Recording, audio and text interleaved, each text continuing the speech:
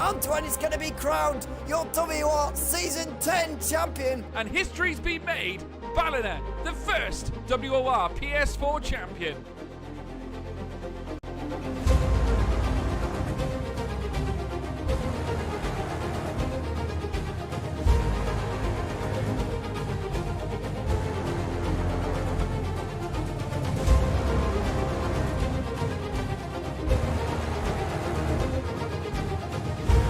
What a championship, what a season.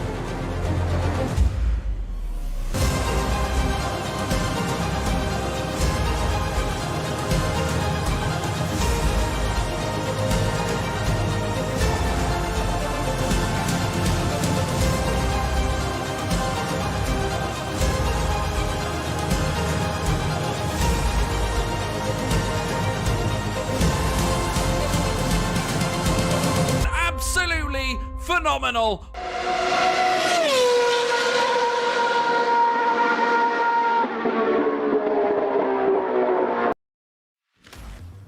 Good evening, ladies and gentlemen. Welcome back to World Online Racing. Back again for yet another round of absolutely incredible action. And certainly whether you've come certainly from the Formula One live at Qatar earlier on today where Lewis Hamilton, or if you were catching up with the football over the weekend and catching up with the prosaic 1-0 victory that Arbroath scored on this weekend as well. Sensational, I have to say. Ginger Andy's with me as well. Andy, how's your weekend been, my good man? Oh, I actually forgot about that. I didn't even think we were going to bring that up, but here you go. Yeah. It's not been great. I didn't even look to see what the Newport score was. I didn't want to say anything, but Solskjaer is now available, mate. If you're interested. Yeah, well, I don't know about that. I don't know about that, George. Well, the big story is, Andy, we'll get back to racing now. The big story is we've got a huge title fight on our hands for the last few races of the season. Jake Benham leading the way, 111 points. And I tell you what, folks, I came prepared. We have a graphic here as well. There you can see it. Jake Benham, the all-star Jake Benham, newest Veloce recruit, 111 points to his name. Well, one of the newest Veloce appointments. They did announce a new signing over the course of the weekend as well, with John Evans hot on his heels on 77 points. The gap now stagnates at this 34-point deficit. Certainly John Evans looking to try and capture some of those points, certainly get as close to Jake Benham as possible. Big spicy affair. These two obviously do get along, but at the same time, they like to get one over each other, Andy. Yeah, of course. I mean, it's incredibly close in the championship. It's quite the battle. And George, I'll be honest, earlier on in the season, I didn't actually think we were going to have a championship battle. I know it was really disrupted, wasn't it? With a lot of drivers dropping in and out with the esports. And it just goes to show that, this is going to go the distance, I think, the championship. And fair play to John Evans. He didn't look like he was going to be in the championship fight early doors, but it just shows you how much he's came along over the course of the season. Ever since that patch, George, he's really picked up. And now is not quite, but will be soon if he carries on at this pace, within striking distance of Jake Benham. By far, these two have been the class of the field. And I'm looking forward to another great race tonight, and it could be another cracker here. I think we're going to be in for a really good one, Andy. I'm really positive that we're going to be in for a spectacular encounter. But certainly we've got plenty of top quality names as well to boot, including the return of one Flying Dutchman, Jarno Opmeer, who is going hunting, searching for more F1 esports wins. Of course, we've got the new F1 esports certainly challenge is now up and running, the new championship that has got underway, and obviously they've had 2 rounds there, but they've got the 3rd one now coming up this week. Jarno Opmeer obviously back in league racing tonight, back in league racing action here at WOR, obviously looking to get his week off to a positive start. And do you know what, tonight's result could implicate maybe some success for him later on in the week. Yeah, it sure could, George. We'll have to wait and see how he gets on, but he's certainly the class of the field. And I've got to say, that race a couple of weeks ago in Mexico where John Evans pulled the spin in the strategy, he'll be looking to put things right after that, because that was a blow to Opmeer. It's very rare he's outsmarted on strategy, George, isn't it? So he'll be looking to put things right tonight here in Portugal and try and get a strong result to start the week off well, because it's a big week for him. It is a massive week, and naturally a big week for all of these drivers taking part as well. Obviously, to come up against any F1 esports driver is obviously such a big deal, and naturally all of these guys would love to get one over the Flying Dutchman, including one Joe Hannon, who did just that, held back the Dutchman, of course, prior at this very circuit in PSGL, no less. But we come here again today, very different set of circumstances, obviously still at Portimão, but different strings of drivers. Another man who will no doubt be looking to get to the top is Tom Martinez, who we've seen win races this season, certainly at Canada. He managed to pick one up, of course, but we got other ones, like the likes of Thomas Harvey as well, Lenny Papinta, who likes to scrap, Luke Smith, who has been good in recent weeks, Louis Welch, the pad man, who always or never fails to wow us with his extraordinary skills on the handheld pad device, as well as Ruben Pedreño, who likes to get in the scrap. Samuel Bean, a man who has certainly surprised many this season as well, Andy. He's come into PC racing and really taken the world by storm, has made some incredible inroads in PSGL in his tier, facing a lot of these drivers that we're seeing here tonight. Could we expect a big result from him heading into Portugal? Yeah, well, that's certainly going to be his target. I mean, George, there's so many up-and-coming young drivers, and here's another one. There's so many made that transition across from console onto PC, and you know it is a difficult transition to make. It's a bit different on the PC, and of course, it's a change of equipment for a lot of them as well when they move across. Some of them actually, when they move from console to PC, also move to a rig and things like that as well. So, it's a big night for him, and he'll be looking for a strong showing in Portugal. And I think he could have another good night, and we'll see how it goes. There's so many drivers, George, that could have a good night tonight, and they all want to be racing against the best, and that's exactly what they're doing. They're measuring themselves up against the likes of Jarno Opmeer, and that's what they all want to do. And let's see if any of them can challenge him and try and beat him. And Samuel Bean is one of the people who'll be looking to do that. Well, incidentally, Jarno Opmeer is not the only F1 esports talent driver that we have got in the field today. Of course, we've got another one, Shanaka Clay. Now, we've obviously seen what he can do in terms of Aston Martin. He's obviously partnering up with the likes of Lucas Blakely, for example, as well. And a very, very tasty character out on track too. Very talented. Has won league races before, has beaten many before, beaten Jarno Opmeer before. I go all the way back to the days of ORL where I was commentating there, and he won the Canadian Grand Prix all the way back there. He could have a great spectacular race here at Portimão, but Portimão itself considered the roller coaster of circuits, and I go back to the length of the track as well. 4.653 kilometers, that's 2.891 miles, not the longest track on the calendar. 15 corners. The corners are very variable though. We come down to Tor of Ip where you got the hairpin bend. The first few bends though, almost like a hexagonal curve, like one side of a hexagonal shape. You make your way around turns 1, 2 and 3, come into a tight hairpin at turn 3, down towards turn 4, heading down the left, heading into Tor of Ip. Things could get a little bit risque heading down to that hairpin, Andy. A lot of them like to throw it down the inside and try and feather the throttle and try and get some traction, heading up to the almighty climb of turn 6 into turn 7, then around turn 8, and then you've got the real tricky sector 2. You've got some of the straights heading out sector 2, heading into sector 3, and then of course you've got to try and weave your way around turn 13, where again you face another hairpin bend, then making your way down through that long slope out of turn 14 down through turn 15, bombing down that home straight with DRS open. We could be seeing some really interesting moves out there tonight. Yeah, we certainly could, George. It's a track I really like, actually. I didn't actually think when Formula 1 came here we'd expect much in terms of action or drama. I actually thought maybe they could have initially, made that turn 1 and 2 the tighter option, the slower option, but it's actually fine the way it is. It's a really flowing track. And yeah, there is varying lines and opportunities to overtake, especially down the start finish straight into turn 1. But you can battle side by side all the way through 2, 3, 4, and then down to turn 5 at Torre Vip, as you said, George. And we will see people diving up the inside there. I mean, I think in the actual Grand Prix this year, we've seen cars battling from turn 1 all the way to turn 8. So yeah, very wide circuit as well, and plenty of opportunities to dive down the inside. So it's a track that I'm warming to, and I hope that Formula 1 do keep it on the calendar for the future. And not only that, the drivers will need to be wary if anyone goes for a spin during the race or in qualifying, because there's a lot of blind crests.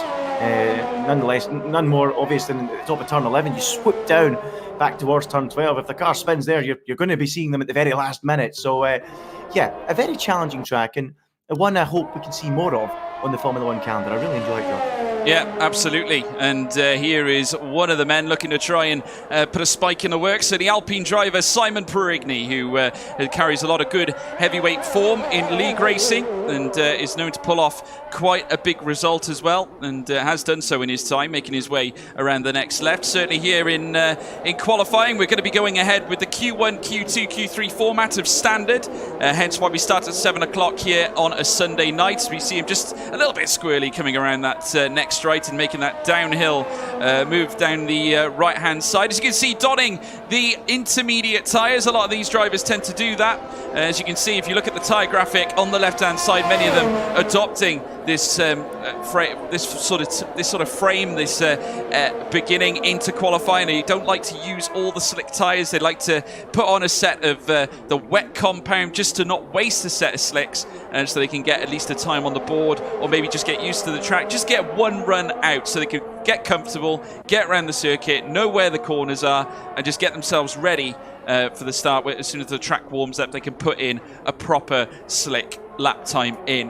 Naturally though, we see this a very common occurrence. Many of them out on track now. Samuel Bean joining the likes of Simon Perigny as well as Joe Hannon, who is of course another man who's looking to try and rip up the form book. That's for sure. He's going to look to try and plant himself at the top end. He is certainly known to certainly pull a surprise, and has done on many an occasion, and has finished in the points quite a few times this season. No doubt though, still chasing a podium, but he has got all the capabilities in the world to do that, Andy. Yeah, he sure does, Joe Hannon. He's been around quite a while. He's another one, of course, as we spoke about Samuel Bean earlier, that transitioned across to PC from Xbox, and he's hopefully trying to find his feet again and get up towards the front. We've seen him as one of the drivers that can really compete near the front. He's I remember back on the Xbox days, he was fighting all the time with the likes of Veloci Surprise, of course, which of course is Josh Idaho, who's now with McLaren, and I think he has got potential, Joe Hannon, to get back to the front and back competing. And there has been glimpses of that in recent races, which has been good to see, George. He's started to put a bit of a run together, and let's see if he can continue that here in Portugal today. Yeah, absolutely. There's Samuel Bean making his way into the pit lane. We've got our first slick tyre runner, that of course being Andreas Dormeyer. He's on the medium tyres and heading through the next left. Interesting to see the mediums out this early, to be honest. Usually they would kick out the soft tyres right from the get-go in Q1. You would only generally see the mediums making a solid appearance in Q2, when of course they try and get the advantage of being in the top 10 into Q3 on medium tyres. Obviously allows you to start on a slightly longer compound, and then usually gives you an advantage on strategy heading into the race, because you can stay out longer than those on the softs, obviously, but obviously he feels that he needs to get out on the mediums in this session, so we'll have to see how this certainly helps Andreas Dormeyer heading into Q1. Now, Andy, again, this circuit, a little bit tough, heading into Sector 3 especially. You've got the sort of blind right-hander. You can very easily oversteer as well. I've seen a couple of cars do that. But then, of course, we forget to talk about Sector 1 as well, because Sector 1 is so crucial. Turn 1 in any race is obviously very important, but that Turn 2 can catch a few off guard, and if you brake too late into Turn 3, you can land yourself into a lot of trouble. As we know, see Andreas Dormeyer set the first time with 1:16.955. How important, in comparison to other tracks, is Turn 1 at a track like Portimão? Well, it is quite important. It's not, obviously important from a braking point of view. It's just important to get the line right, George. If you end up out wide, you can easily invalidate the lap. But it's just getting that line right so you can carry the speed through to and into Turn 3. Maybe not as important as, a track like maybe Spa, for example, where obviously if you don't get it right into Turn 1, you've ruined your entire first sector because you've got that long run all the way to the top of the column. But it is certainly important for getting the line absolutely right. And as you touched on briefly, George, Turn 3 really is the killer round here, because just like Spa, you're coming out of there and then going on a long run up Route 4 to the end of that first sector, and that's where the time loss can be. But yeah, Turn 1, absolutely crucial. Turn 2 as well, getting the line right and setting yourself up nicely for a run into Turn 3. But yeah, a really challenging track, one I really enjoy, George, and I expect to see lots of overtaking, I really do, and hopefully they're not all too simple down the straight with the DRS into Turn 1. And we'll see plenty of side-by-side action throughout the lap. But I'm pretty confident we will see that, George. It's going to be good. And as you touched on, it is a roller coaster ride of a racetrack, up and down, left and right, high speed, a real cracker. Absolutely. Tom Martinez out on track 2, also donning a set of medium tyres. and the man obviously well known for his YouTube channel, YouTube videos as well. Please subscribe to Tom97 to stay updated to what he's got to certainly offer the many, and he does a great job with those, that's for sure, and certainly has really pushed along with his league racing streams as well. I know for a fact that he is certainly broadcasting here tonight. We've got a couple of others out on outlaps now, a lot of them on soft tyres. Ruben Pedreño, Antoine Desilewski, Shanaka Clay has just bailed out of the pit lane. Ulas Zildirim, who appears tonight alongside Simon Perigny for Alpine tonight, has a little bit of a squirrely moment heading out of Tor of Ip, and now takes the ascent up to turn 6, they're around turn 7, and Alpine brimming with confidence after a superb podium from Fernando Alonso, and that is a sight we have not seen in a long time, Andy. Yeah, I was delighted with that, George. I really was. I was really cheering him on, hoping he could get that podium. He's one of my favourites, actually, in the sport. And, you know, a lot of, I would say, actually, some might be controversial in the eyes of some, but I see a lot of the younger generation that maybe didn't watch Formula One back in the early days, and back in the early 2000s. I don't think they really rate Fernando as much as maybe the likes of myself or you, George. And I've got to say, I'm so pleased for him. I'm so pleased for him. Great podium. And, yeah, he really is one of the top drivers, showing he is one of the greatest of all time. And if I'm honest, George, 2 titles wasn't enough for me. I think he deserved a few more than that. I agree with you 100%. I just think he was in an era where we had so many different competitive drivers, and at the same time as well, the cars were pretty level as well in terms of pace. I mean, Ferrari had their own, I think, issues back then as well against a very strong McLaren team, and many others too. You know, it was a very competitive scene back then. Obviously nowadays we're seeing the dominance of Mercedes, and now Red Bull have come to join them as well. But here is Luke Smith heading out on a hot lap, and he's currently in sector 2, coming around the next right now, and he's going to power his way down through towards the next left out of turn 9. He's then going to make his way up towards turn 10 in the Haas here tonight, as he rounds the next right-hander now at turn 11. You're almost cutting down, heading down the descent, a quick incline then upwards at turn 12, up towards the next left at turn 13. This one a very tricky one as well. You've got to be careful not to invalidate heading around this part of the circuit. Heading around turn 14 as well, full feathering of the throttle, heading down now this semi-straight into turn 15 now. The final roller coaster bend as you make the descent downwards into the long straight. He's going to hug the inside line across the paddock, and he goes into P1 with a 1:15.771. Competitive lap, solid lap from Luke Smith. Gets our lap times, our proper lap times, underway, Andy. Yeah, gets them underway, and just to measure up against someone else, Ulas Zildirim goes 2/10 slower on a 1:15.9. So a solid opening effort then from Luke Smith as we finally get this qualifying session up and running, good and proper. Who else we got out there on a lap at the minute, George? Let's see if we can pick someone up who's out there on the soft compound task. Jarno Opmeer, I'm hearing, is out there and pushing pretty quickly. Let's see how he gets on with his first run. He comes across the line and it's a 16.5. Interestingly though, on the medium tires. So he's gone for mediums with that first run with 7 minutes to go, George. Yeah, but he does go 4/10 quicker than Andreas Dormeyer, who set his time on softs as well. So good showing from Jarno Opmeer, and a very confident run on a medium yellow banded tyre. Certainly big hello to everybody in the live chat as well. I hope you're all having a good evening. Please let us know what your thoughts were of the race at Qatar. We'd be interested to hear what your thoughts on Alonso's podium, Lewis's win, and also Verstappen's second place. And what did you think of the tyre blowouts as well? Also, we want to hear what you think about tonight's race here at Portimão as well. Who are your favourites to win this race this evening? Who are you backing? Who are you backing to win the championship as well, between Jake Benham and John Evans? I'm going to pitch you the question, Andy, to get us underway. Obviously, we've only got a few races left, but who between Jake Benham and John Evans, where is your money going? I think Jake Benham. I think he's got a big enough cushion, George, if I'm honest, but I think he's going to win it from here. It would take something spectacular for him not to win it. John Evans will certainly fight it all the way. He's a very quick driver, as John Evans, but you never know. I mean, Jake Benham, if he makes a couple of mistakes, we know, George, how tight the field is. If you go for a spin like he did back in Spa, you can quickly drop down the order and lose quite a lot of points. So for me, Jake Benham just needs to keep his cool and play the percentage game and just pick up the points, and he should win the championship, George. But you know, John Evans will put the pressure on. He will ask the questions, but I just think Jake Benham should have been up from here.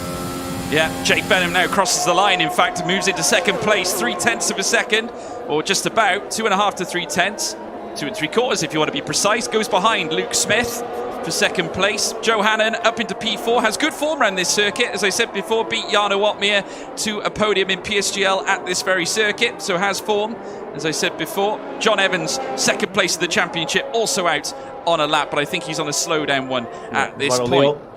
Yeah, Eduardo Leo comes across the line. He moves up into second place. Of course, Jarno Opmeer's teammate here tonight as well. So a good start there from Eduardo Leo. We've only got 5 minutes left in the session. That time has gone ever so quickly. Another man out to the bout as well as Samuel Bean, who's coming around the next right as well in sector 2. And he's trying to let fly now, heading down this downhill section. And now into the next left, and now crawling up through the next right now as he makes his way around this very treacherous and tricky right. And very shortly be making the downwards descent. Upwards now through to the next left, and has then got to hightail it at turn 13. Again, feathering the throttle slightly. Turn 14 next, heading down this next right. Certainly this Alfa Romeo that, of course, gave Jarno Opmeer his first F1 Esports World Championship. Heads down through the next right-hander at turn 15. And as they do so now, be looking to pitch his first lap time of this session. Comes across the line. P8 is where he sits. Obviously the cut-off point for Delta, P15 is the least you want to be to get through to Q2, but I'm sure Samuel Bean will want to do a little better than that. Yeah, a couple of things I want to know here, George. That lap time from Luke Smith, that 15.7 is looking all the more impressive at the minute. No one's able to get near him. So is this an early sign of some serious pace from Luke Smith? I know it's only Q1, but to do that straight out the box and to have no one within 2/10 is pretty good going from him. Another note for me is John Evans at the minute. A really scrappy session he's had so far, not been able to get any kind of lap together, and I don't think he's going to be doing it on this one either, so he's going to have to come into the pits with a brand new set of soft tyres on, under all sorts of pressure, and deliver, George. No time in the board for him whatsoever. Yeah, huge pressure certainly for John Evans, and another man who's certainly trying to abate the pressure is that man Tom Martinez, down into 19th place for now. But he's out on softs and looking to improve as he comes down through the next right. I tell you what, there's a lot of issues with grip I'm seeing out there, Andy. A lot of them seem to be a little bit squirrely over the curbs. I think naturally at Portimão, the curbs can be slightly treacherous, a little bit raised, but at the same time, you can deal with them. You can take the curbs, but you need a little bit of luck, lady luck on your side as well at the same time as a little bit of skill. There's now Tom Martinez down through turn 15. Looking to follow up from an extraordinary win at Canada, of course, the week I wasn't here in the commentary box, but he moves up instantly into P11. Obviously, time will tell whether that will last the test of time into Q2. We'll have to wait and see, but certainly there are plenty out on laps, including Jarno Opmeer, Andy. Yeah, he is out there. He's gone purple through the first sector. Jarno Opmeer, surprise, surprise. I've got to say, I think that time from Tom Martinez, I think that'll be around about the cut-off point, around a 16.2. That is what I think, anyway. Somewhere in around there, as Jarno Opmeer is now more than half a second up on his previous best, as you would expect, given he's on the soft tyres now. But this should be right up there challenging Luke Smith. Let's see then as he winds his way round the final couple of corners and it makes that run through that backed right-hander towards the line, taking all the curve he can to shorten the route up to the line. And here he comes, Jarno Opmeer. What's it going to be? It's a 15.7, and look at that. Not enough to displace Luke Smith, and now that time looks even more impressive, George. Yeah, I'm not surprised he's retired, to be honest with you. I think he's quite happy, that he's ahead of the Flying Dutchman, an F1 Esports World Champion. I think he thinks that I'm very nice and comfortable. Jake Benham also retires from the session. He's happy with his P4 visit of a 1:15.955. I get the feeling the 16.2s are the definite cut-offs. I wouldn't be surprised to see Simon Perigny, Dylan Warren, Jack Lafferty at least trying to peck their way through that midfield. And certainly there you can see John Evans out on an outlap too. Plenty of cars out and about, including the other Red Bull of Thomas Harvey, who's making the downhill descent. Lenny Papinta, though, is another man who's out and about. He's not going any quicker. Tom Martinez himself will be looking to try and leverage his way further up the field as well. Andreas Dormeyer coming down, and he's gone 6/10 quicker as we make our way through Sector 3. He's going to come up towards the line. Andreas Dormeyer up into P9, says Andreas Dormeyer, and that is a good solid improvement. Plenty of big names, though, coming through, Andy. We've got Antoine Deslewski out. He's actually a 10th down, at least. In fact, just over a 10th down. And Thomas Harvey as well, who's out on track. It's certainly the pressure, and Thomas Harvey is feeling the pressure. This lap is a bust for him too. Yeah, this is a disaster for Antoine Deslewski. That's not looking like a tidy lap at all from him. As we keep an eye on Thomas Harvey, let's see where he is at the minute. He's not on a quick lap right now, so Antoine Deslewski, is he on a good one? Let's see how he looks through the middle sector. He certainly went wide on the exit of 5, So I don't think this is going to be a particularly good lap. He's 1.2 down, so he's going to have to go again on the final run. So we'll keep an eye on his final lap. So we'll see how he gets on. Yannick Fitz, he's out there at the minute. Is he on a quick lap? First sector, 100th up. In front of that is John Evans. So John Evans might be the man to watch. He's 20th at the minute.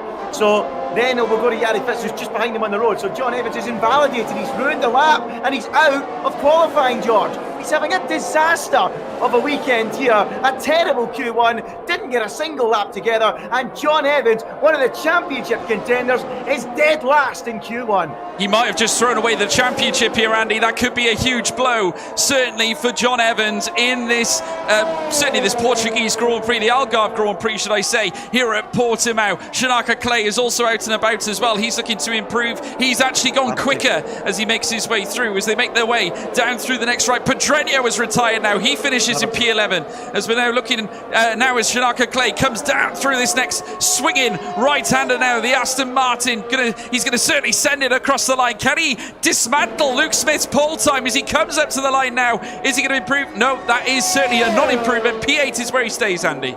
Antoine Desilowski out as well. He's invalidated his lap. Gianni Fitz in the pits. He's out too. Thomas Harvey across the line. He stays 17th. There's only one man that can knock Tom Martinez out, and that's Simon Perigny, and he can't because he has also invalidated his lap, and that is the end of qualifying.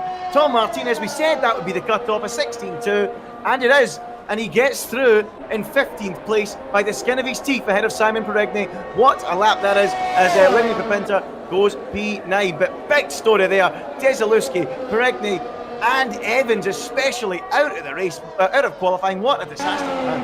Johnny Evans not even fielding a lap time, Andy, and that is going to be a huge blow to his championship chance. It does it so much that he bins it into the wall, as well as a couple of others as well. But that is the end of qualifying. Eduardo Leo actually securing top spot at the death there in qualifying with a best time of 1:15.656, and near enough smashing well over a 10th.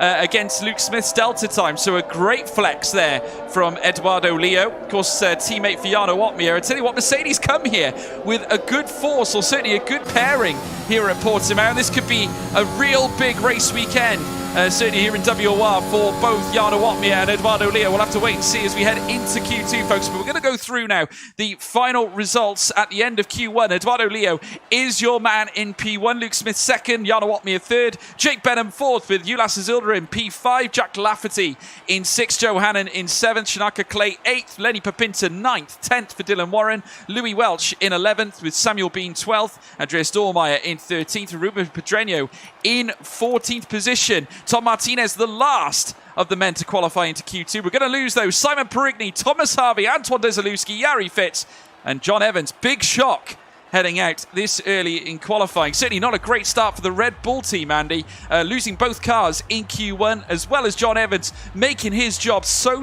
difficult. Now, that gap is going to spring out wider unless he can make some serious moves out to the back of the grid. I'm not sure whether he's going to try a last to first, but he's going to need to pull something of the sorts out if he wants to get get on top of Jake Benham heading into the race.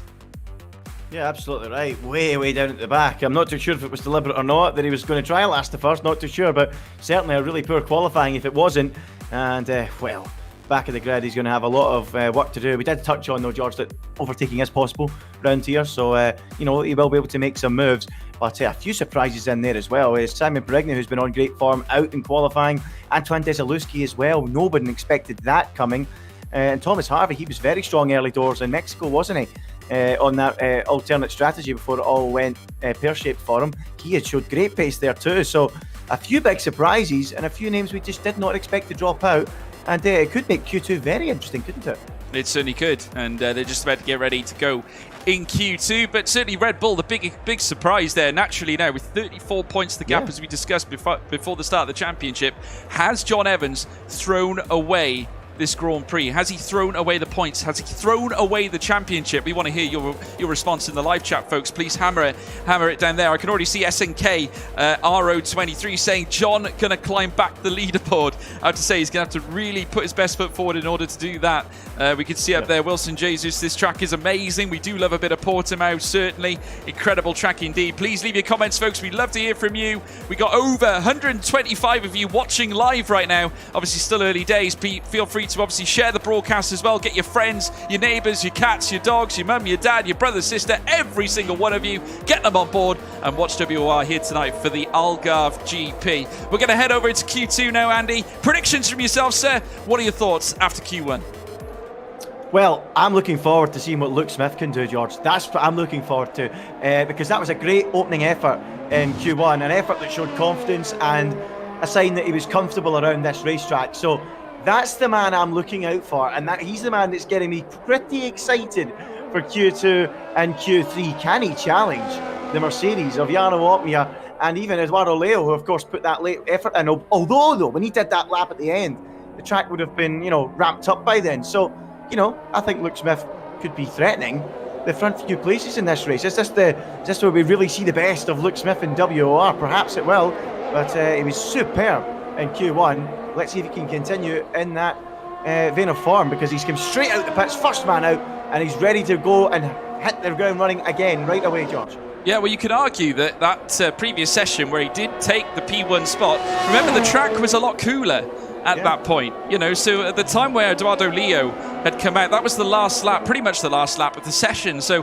the track would have been at optimal temperature. Now, if you look at this one, certainly Luke Smith, his lap time was relatively early into the session, very early in fact, one of the first times we saw on the soft tyres. So does that throw more credibility to Luke Smith? Yeah, absolutely. It makes me feel like he was the quickest in that last session.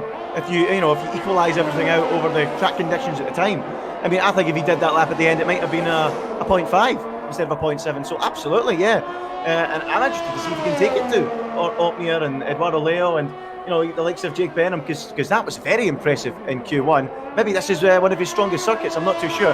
He has, however, invalidated this lap right at the start of it, as did Joe Hannon. But even still, I want to see how his lap finishes. We'll wait and see, but very, very impressive from Luke Smith, and he will, George, be one to watch in this session. I'm looking forward to it.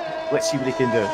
Yeah, plenty out and about now. Jonas Zildrim out on medium tyres. Eduardo Leo not messing about, like many, in fact, not many of them wanting to even entertain a lap on mediums. I have to say, Jarno Opmeer, big surprise package, has not gone out on mediums at all. He's insisting to start on the softs, so let's see what he can do. Eduardo Leo, we're going to keep an eye on, though, as he makes his way into the next left, and we'll see what he can land. Certainly very impressive in that last session too. Remember, he did get P1, but there goes Tom Martinez to the top of the tower, 117.127. We have seen obviously more impressive laps than that. Obviously in the previous session we were hitting the 115s, I think the late 115s, 115.7s obviously granted us P1 at the very start. Here comes Eduardo Leo now as he comes across the line. Fully expect him to launch himself higher. Obviously maybe an invalidation there, unfortunately, but nevertheless you would expect him to be at the top end, Andy.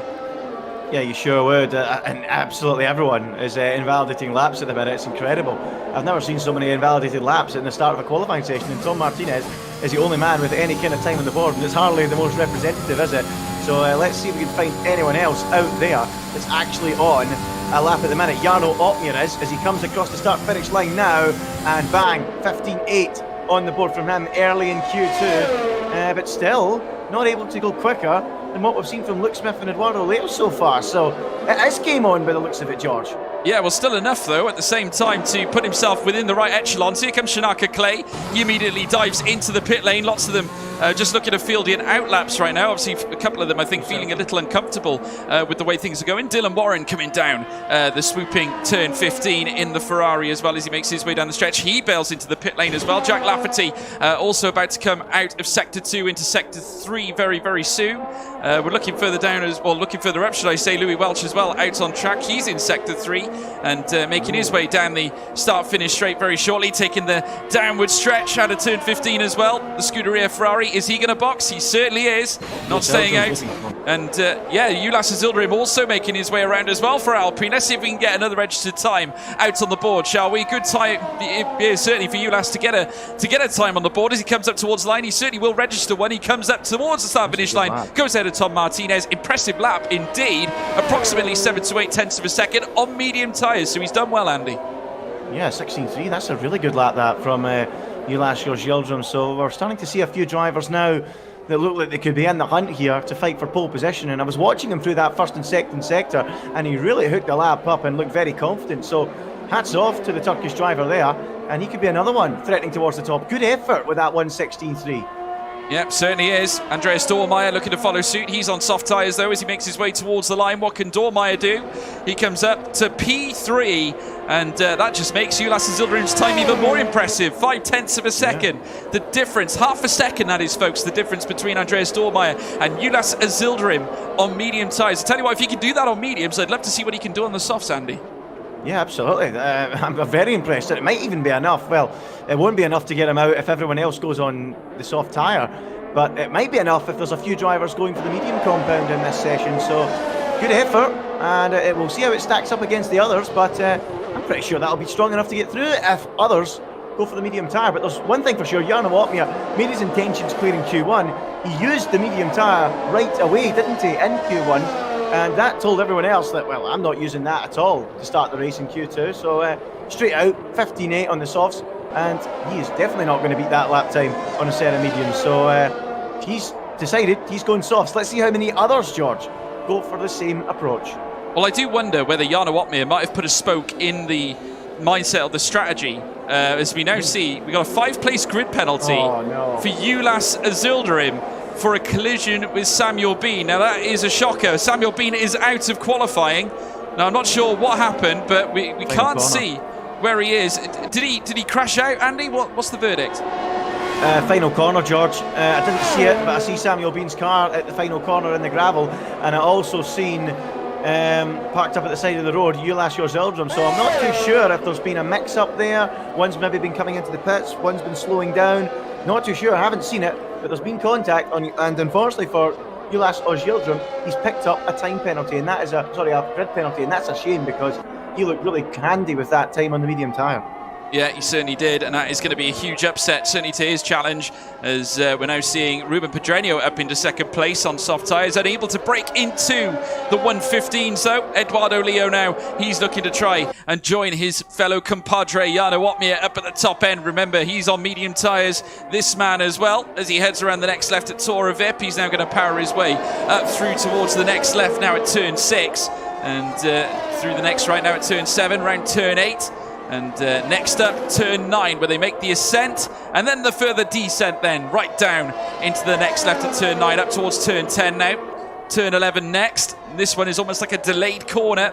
Need to hug the outside line, a little squirrely there, lost to the rear slightly as he comes around turn 12. Now around turn 13, almost a requisite of the Junção bend at the Brazilian Grand Prix circuit of Interlagos as he now makes his way out of turn 14 now through turn 15 very, very shortly. Big lap now for Eduardo Leo. He's got a Haas for company as well just ahead of him. That could be Luke Smith, in fact, as he makes his way down the stretch now, does Eduardo Leo. And with a little bit of a tow, this might help. P3 is what he gets. So he's up in the higher echelons, not quite in the 115s where we saw him take P1 in Q1, but that's not a bad place to be on medium tyres, Andy. That's a very good lap, in fact. Well, I thought Julas Azildrim's lap was brilliant, and it was confirmation that it was brilliant because Shinaka Clay, Jake Benham couldn't beat him. But that lap from Eduardo Leo is something else. That's out of this planet. A 16.1, 2/10s clear, and there's no doubt that that is going to be enough to get into the next part of qualifying. That is a stunning lap, George.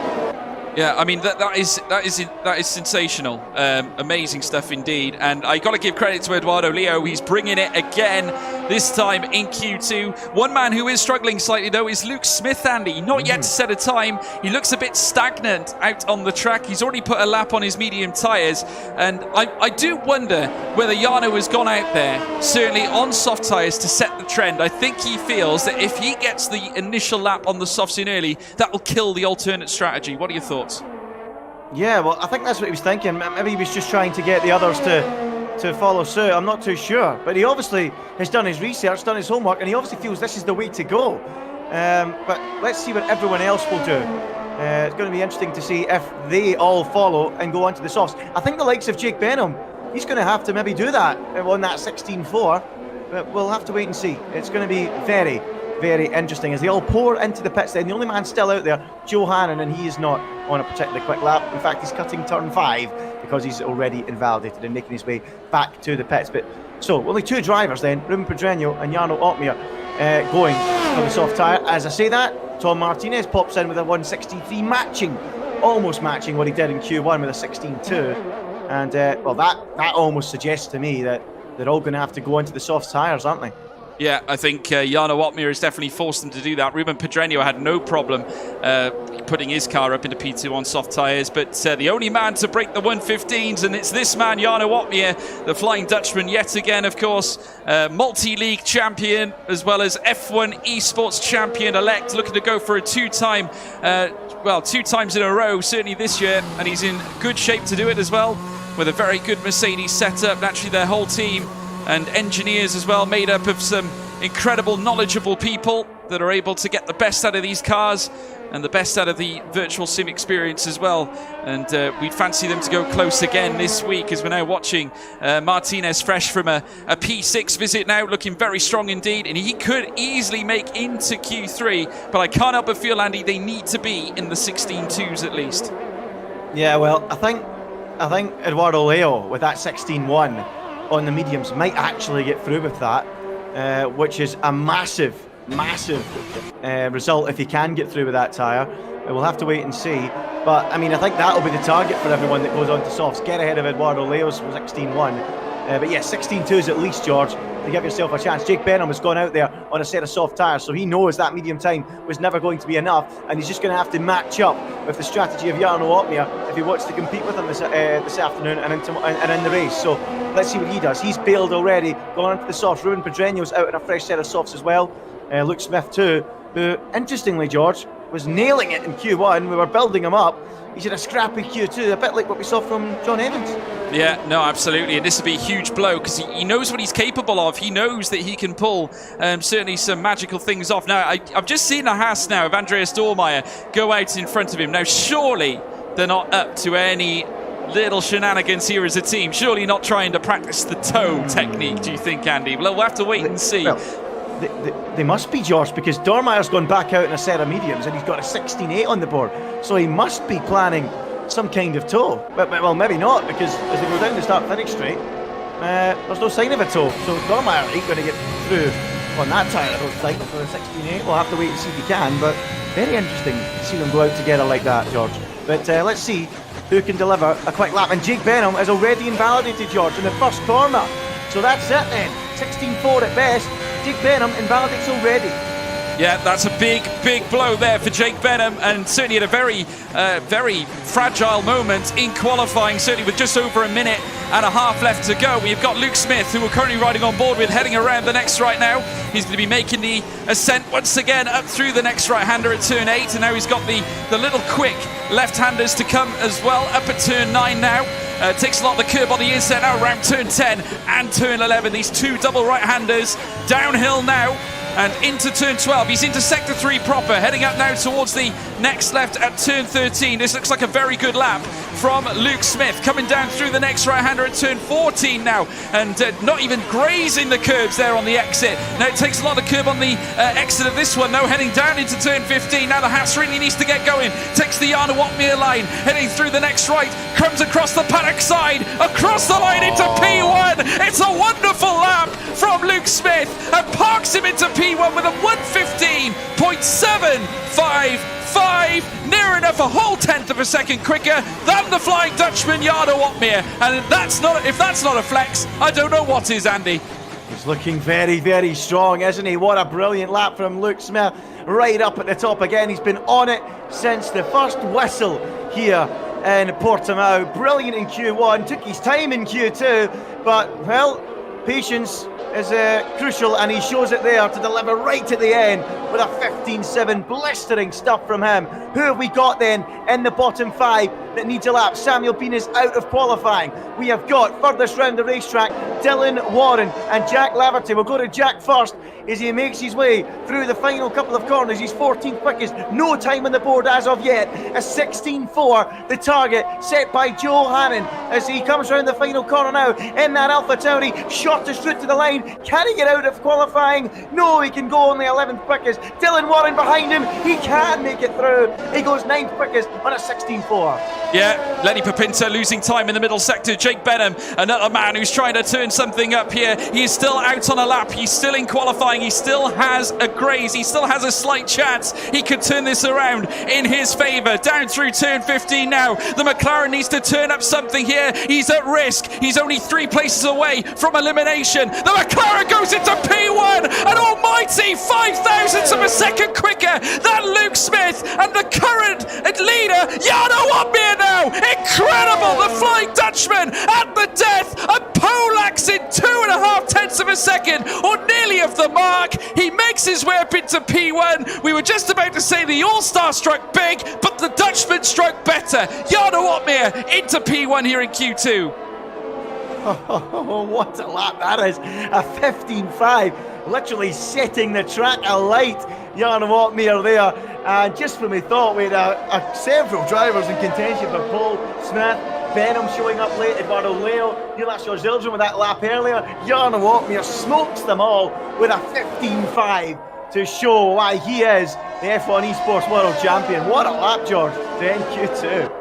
That was a huge visit. The Flying Dutchman again showing what he's capable of. Certainly Jake Benham himself as well. It looked like a great lap by the All-Star, and it was a great lap as well. Take nothing away from him. You can't take anything away from Luke Smith either, but Jarno Uppbeat again turning up the heat. He is now up into P1 yet again, and that's a good place for the Dutchman to be, certainly. Obviously going to be starting on soft tyres like many of them now. Obviously, I wouldn't imagine we'll see any medium tyres. Well, we did see a few heading into the lower stage of the top 10. It certainly was who was the best of the rest to qualify onto mediums to get into Q3 and have those mediums to the start of the race. But Uppbeat is on top here in Q2 with a soft tyre time of a 1:15.516. Benham in second place with Smith in third.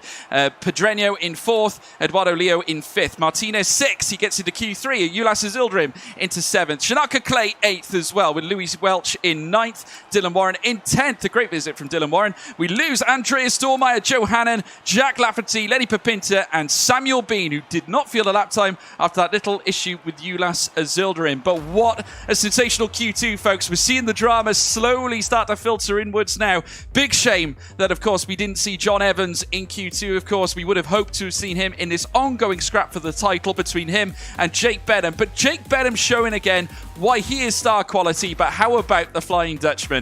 That was such a clutch finish in Q2 there, Andy.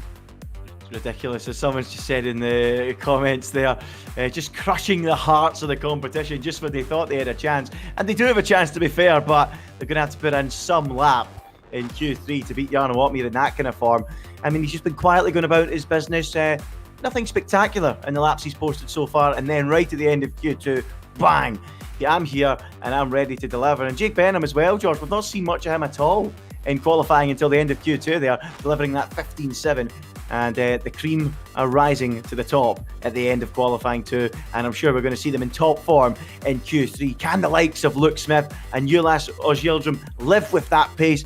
I think they can. I really do, especially Luke Smith. He's looked so strong. Eduardo Leo as well, that 16.1 on the medium tyre, George. He will be one to watch too.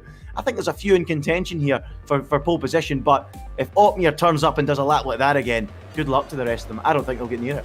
I really don't. It's going to be a huge ask, isn't it? But we know what the Dutchman's capable of. I mean, he is an F1 Esports World Champion, but we have got many up-and-comers to the throne as well. Plenty of these guys could be potential world champions. Shanaka Clay, obviously, currently signed to Aston Martin as well. He is obviously another contender for this race, without a shadow of a doubt. He's in Q3 as well. We've got a nice spread of cars, in fact, in this session of qualifying, which is great to see. Jonas Zildjian, the first to leave the pit lane, obviously looking to recover after that little upset. I think obviously the collision between him and Samuel Bean, not quite sure what the story was in that one, but obviously Jonas Zildjian doing enough in qualifying nevertheless in order to get through into Q3. But there's plenty of others to look out for. Jake Benham, who managed to get into P2 as well. Eduardo Leo, again, into Q3. Another great performance as well from him. Louis Welch, the pad man. I mean, what can we say about him? I mean, he has been absolutely sensational this season. The likes of Ruben Pedreño, who's up there now as well. Dylan Warren, first visit in a long time that we've seen that man in the Ferrari in Q3. That's a great time, certainly in Q2, that he managed to secure. And I believe he starts on mediums as well, Andy. Yeah, well, that's fantastic. That's really impressive from Dylan Warren. I was going to mention, George, but there was so much going on at the end of qualifying, wasn't there? With so many laps coming in, but fair play to Dylan Warren. I'm really pleased for him to get that Ferrari into Q3, and let's see what he can do here in this final part of qualifying. A few surprises in this session, of course. We lost a few big names early on in Q1, and that's given the opportunity for the likes of Dylan WOR and Tom Martinez as well getting into the top 10. And yeah, we're going to be a fantastic qualifying session. I'm looking forward to see who can rise and take the challenge to Jarno Opmeer. But as well, what about Luke Smith? Let's see what he can do. Can he compete with them? But Louis Welsh, Dylan WOR and Tom Martinez, all great to see the three of them in this session. And Ruben Pedreño, he's been quietly going about his business too, George, hasn't he? He's made it through too. Yeah, he certainly has, and great to see him do it as well. Jonas Zildrim now, the first man to get our Q3 underway. He's now making his way around the next right-hander, the glowing. He's already invalidated around turn 1. Not a great start, and Ulas now needs to go round again. But Louis Welch is hot on his tail, and he'll no doubt be looking to set himself a little trend as well. Yeah, well, let's see what Louis Welch can do, the Pad King. And we say it every week, and we have to keep saying it every week, just to remind the viewers, if you're new to this, almost everyone, most of the drivers, they all run in PC in these leagues at this level with a steering wheel, and Louis Welch on the pad, which of course is slower. You get more tyre wear as well in the races. That's probably when you're facing the biggest disadvantage in the race, but he somehow is able to compete at this level, and it's absolutely astonishing how he can do it on a pad every single week and compete at such a high level. Fair play to him, and here he is once again in Q3 on a lap and pushing hard, George. Let's see how he looks up to that middle sector. How's it looking through the timing being? He'll go through it now, a 51.2 up till that point, so it's not a spectacular lap from Louis Welch, but it's a good opener to get a lap on the board. That's what you want to do, get a decent lap on the board to open up Q3 and give yourself a reference, so you've got a delta to aim for when you're on your second run, so you know where you're quick, so you know where you're slow, as Louis Welch then comes piling round the final corner. Ruben Pedreño sets a 15.9. What can Louis Welch do in response? He also does a 15.9, and it's just 300 slower than Ruben Pedreño as they open their account in Q1. Yeah, certainly 300ths of a second is the only deficit between those two. There's plenty of other cars, though, out on laps. Jake Benham heading around the final corner now as well, looking to add his time into the fray too. Can he go to the top? He certainly can. A 1:15.723. What a time to get things underway with. We would expect, though, the track to be at optimal temperature at this point, so do expect maybe even 15.5s. We could see that here today. We'll have to wait and see, though. Plenty of cars looking to list their times at the top of the tower. Luke Smith now, a 1:33.777. Plenty more as well. Ulas Zildrim. Shanaka Clay goes into P1 with a 1:15.520. Exceptional there from Shanaka Clay. And we have another Ferrari, this time of Dylan Warren. He invalidated his lap, I believe, as well. Tom Martinez heading around the next left too. Eduardo Glio and Jarno Opmeer, the two Mercedes out on out laps. This could be a very, very exciting, thrilling session, folks. We want to hear from you. Please leave your pole position tips in the live chat. We want to hear from you. Who is getting pole position here at Portimão? Please list your comments there in the live chat, folks. Yeah, well, it's going to be very interesting. I still think I'm going to go with Jarno Opmeer, but that's a great lap from Shanaka Clay. Almost equal to the lap we've seen from Jarno Opmeer in Q2, and it's early on in the session as well. But Jarno Opmeer is out there now, and he's going purple through the first sector. He's setting the timing screens alight. What are we going to see from Jarno Opmeer then as he makes his way around this Portimão circuit, as he climbs down towards 7 and turn 8, and then climbs up the hill, and then he'll sweep through turn 9 at high speed through that left-hander, putting all the stress on his neck and the tyres. Well, maybe not on his neck, given it is virtual, but Jarno Opmeer now sweeping down through 11 and into turn 12 and 13, 50.9, still looking very, very good for a strong lap time now. Through turn 13, get the rotation right, and then into Sagre, turn 14, try and get the car turned in, hug the inside like your favourite granny, wind the car out to the exit of the corner, and then sweep through turn 15, that downhill left-hander, get the car over to the right-hand side to shorten the route to the line. Can he displace the time from Shanaka Clay? No, he can't. He cannot beat the Shanaka Clay time in the Aston Martin. Jarno Opmeer stays second for now. Yeah, well, he might not be able to do it, but Eduardo Leo might. He's currently making his way through Sector 1. Ulas Zildrim is on a slowdown lap. Louis Welch is in Sector 3 as well. He just ran, I think, a little wide, though, heading around the final corner now. Can Louis Welch put a representative time through? He goes into the pit lane, not happy with his delta. So let's have a look at Eduardo Leo as he makes his way through the middle sector now. Really making his way now through the next right-hander at Turn 8. And he's going to be heading up towards Turn 9 now. Very, very shortly at Craig Jones. He has got Portimão corner heading up next at turn 10 and 11. Round he comes now, Eduardo Leo looking to follow suit with his teammate Jarno Opmeer, maybe joining him on the front row for all we know later on. Has he invalidated, Andy?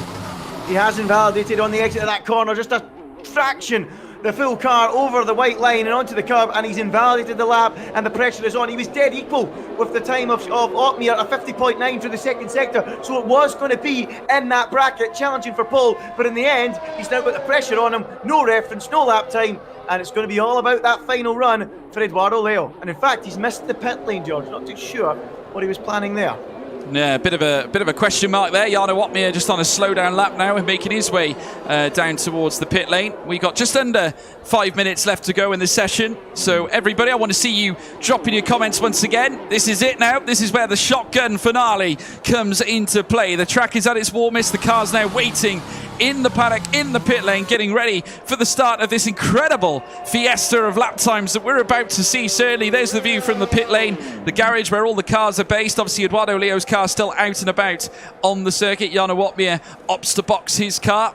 And certainly very quiet currently in the pit lane. Tom Martinez now out on an out lap. He himself looking to be the first to register a lap time in the second half. So let's hear from you. I can already see there SNK RO23 saying Luke Smith for pole. There's a couple of names here as well. Eduardo Dark Horse says JKO Dude.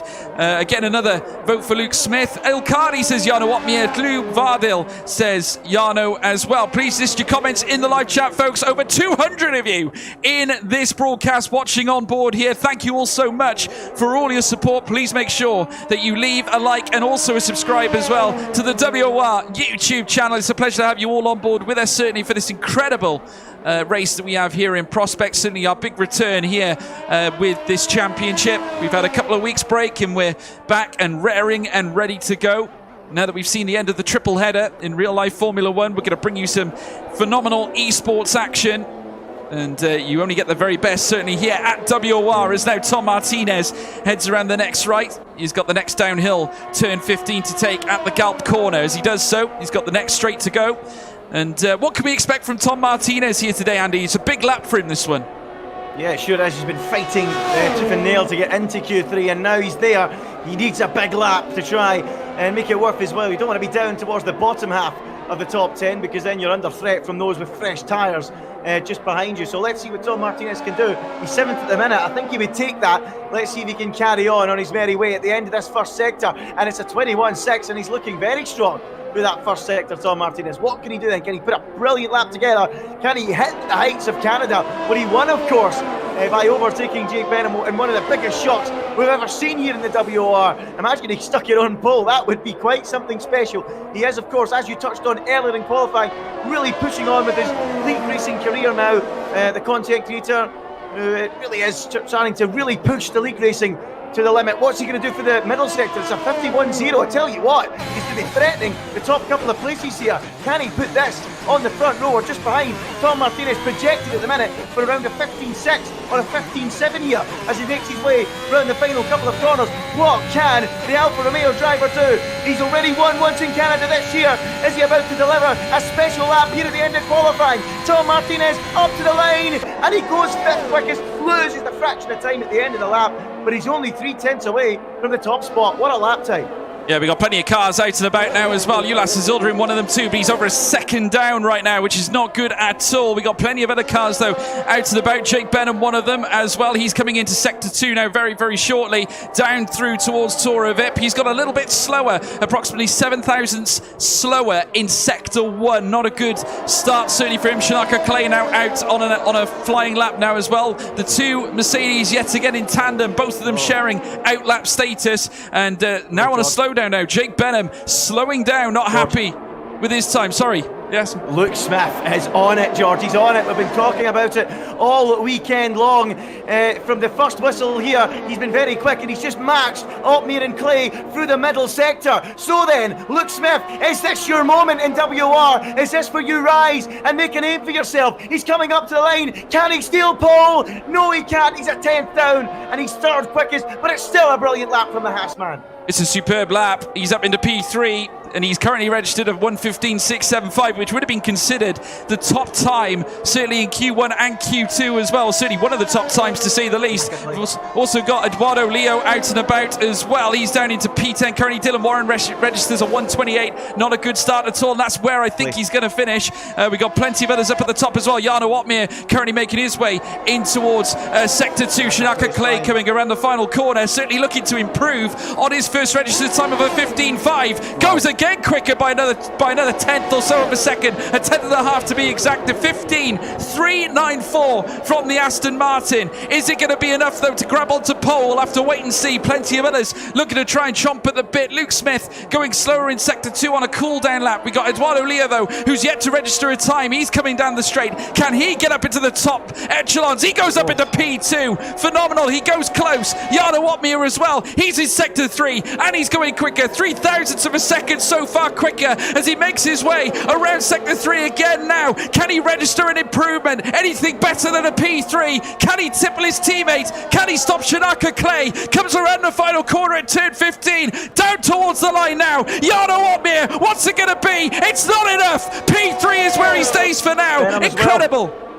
Benham as well going quickly. He's done a brilliant middle sector too. Is he going to get ahead of Opmeer and maybe threaten the likes of Clay and Leo? It's looking good. Dylan Warren goes fourth. What a lap from him. Benham to the line. He goes fourth now and displaces Dylan Warren. And that should be that for pole position. Tom Martinez a 10th down. Ruben Pedreño's out there. Louis Welch as well, but he's crashing in the final corner. So let's watch Tom Martinez. He's currently 8th quickest with a 15.8 and he's bailing out of his lap. Ruben Pedreño's going slowly. And that is it, George.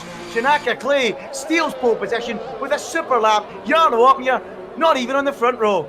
Incredible stuff indeed. Eduardo Leo, we said that he could go ahead of his teammate. Certainly it is going to be a Mercedes 2 and 3, certainly at the end of qualifying. But Shanaka Clay is the story here at the end of this session. What a phenomenal effort, certainly from that man in the Aston Martin. Shanaka Clay, current F1 esports driver for Aston Martin now. He is on pole for the start of this race. And what a lap time as well, Andy. Just over 4, I think it registers around about 0.04 of a second, which is incredible. Certainly a great effort there from the Aston Martin, and shares a Mercedes engine alongside the Mercedes team, obviously. Mercedes engines in the top 4. Sensational. Shanaka Clay in P1, Eduardo Leo in 2nd, Jarno Opmeer in 3rd, Jake Benham in 4th. What a top 4 that is. Dylan Warren, where did that come from? He is in 5th place as well. Luke Smith, P6. We probably expected a little more from the man in the Haas. Ulas Yildirim in 7th. Tom Martinez, a great qualifying session here today. He'd be pleased with that. P8. Ruben Pedreño in 9th. Lewis Welch, it just didn't happen for him. The Padman starts in P10. But wowee, folks, incredible scenes here. Obviously, we do love a little bit of spicy drama towards the end. We didn't really see much from Shanaka Clay in Q1, Q2. He just sort of got through the sessions, but he turned up the heat where it counted. He's on pole, Andy. Yeah, he is. Great lap from Shanaka Clay. I'll be honest, I thought it was going to be Opmeer all day. The way he turned up in Q2 and delivered that lap time, I was beginning to wonder. But no, special lap, a 15.3 from Shanaka Clay. And Leo and Opmeer just pipped in the end by half a tenth to Opmeer and around 400ths to Eduardo Leo. So a great lap there from Shanaka Clay. As you said, I think Luke Smith would have been looking for just a little bit more, George. He offered so much promise in Q1 and Q2. Couldn't quite hook it up together in Q3. Ulas Yildirim behind him in 7th. I think he was also hoping for a little bit more after we've seen him going quite well earlier on. He's got a 5-place drop, so he'll go back to 12th on the grid. But Dylan Warren, the star of qualifying outside the heavy hitters that were going for pole. What a lap time from the Ferrari man. First of all, to get into Q3 we were surprised, and then to stick it 5th on the grid. What a fine performance from him. One of the stars of qualifying, George. Yeah, I think that was probably his best performance we've seen from Dylan Warren in a long, long time. He showed huge promise last season in PSGL, where, of course, he was challenging certainly many of the esports drivers, such as Nicolas Longue, the likes of Fabrizio Donoso, and Simon Weigang. He was battling with all of those kinds of drivers. The new wonder kid, everyone thought that Dylan Warren would be something, and certainly I think maybe the pressure got to him. Certainly he started to tail off towards the end of that season. Now, could this be the point where we start seeing a change in Dylan Warren? Could he bring back some of the form that we know he's capable of? We'll have to wait and see, folks. The big surprise, though, Luke Smith, sort of expected a little bit more from him in that final run, because he did show certainly all the signs of a promising qualifying session, certainly off that Q1 visit where the circuit was at its coldest, nailing a 1:15. Where on earth did he get that lap time, by the way? Incredible. I mean, a huge effort to at least achieve that. Obviously, I'm very interested to see what you guys thought of that. Certainly a lot of you were Clay fans as well. We did see quite a few Shanaka Clay votes in the live chat, but certainly a lot of you were pleased to see him at the top end. Are you surprised by that result at all, Andy? Yeah, I'm slightly. I'm slightly. I thought Uppbeat was looking very strong, but Shanaka Clay's no slouch. He's an esports driver. We shouldn't be surprised, really, should we? But no, I still thought Uppbeat was going to do the job. I really did.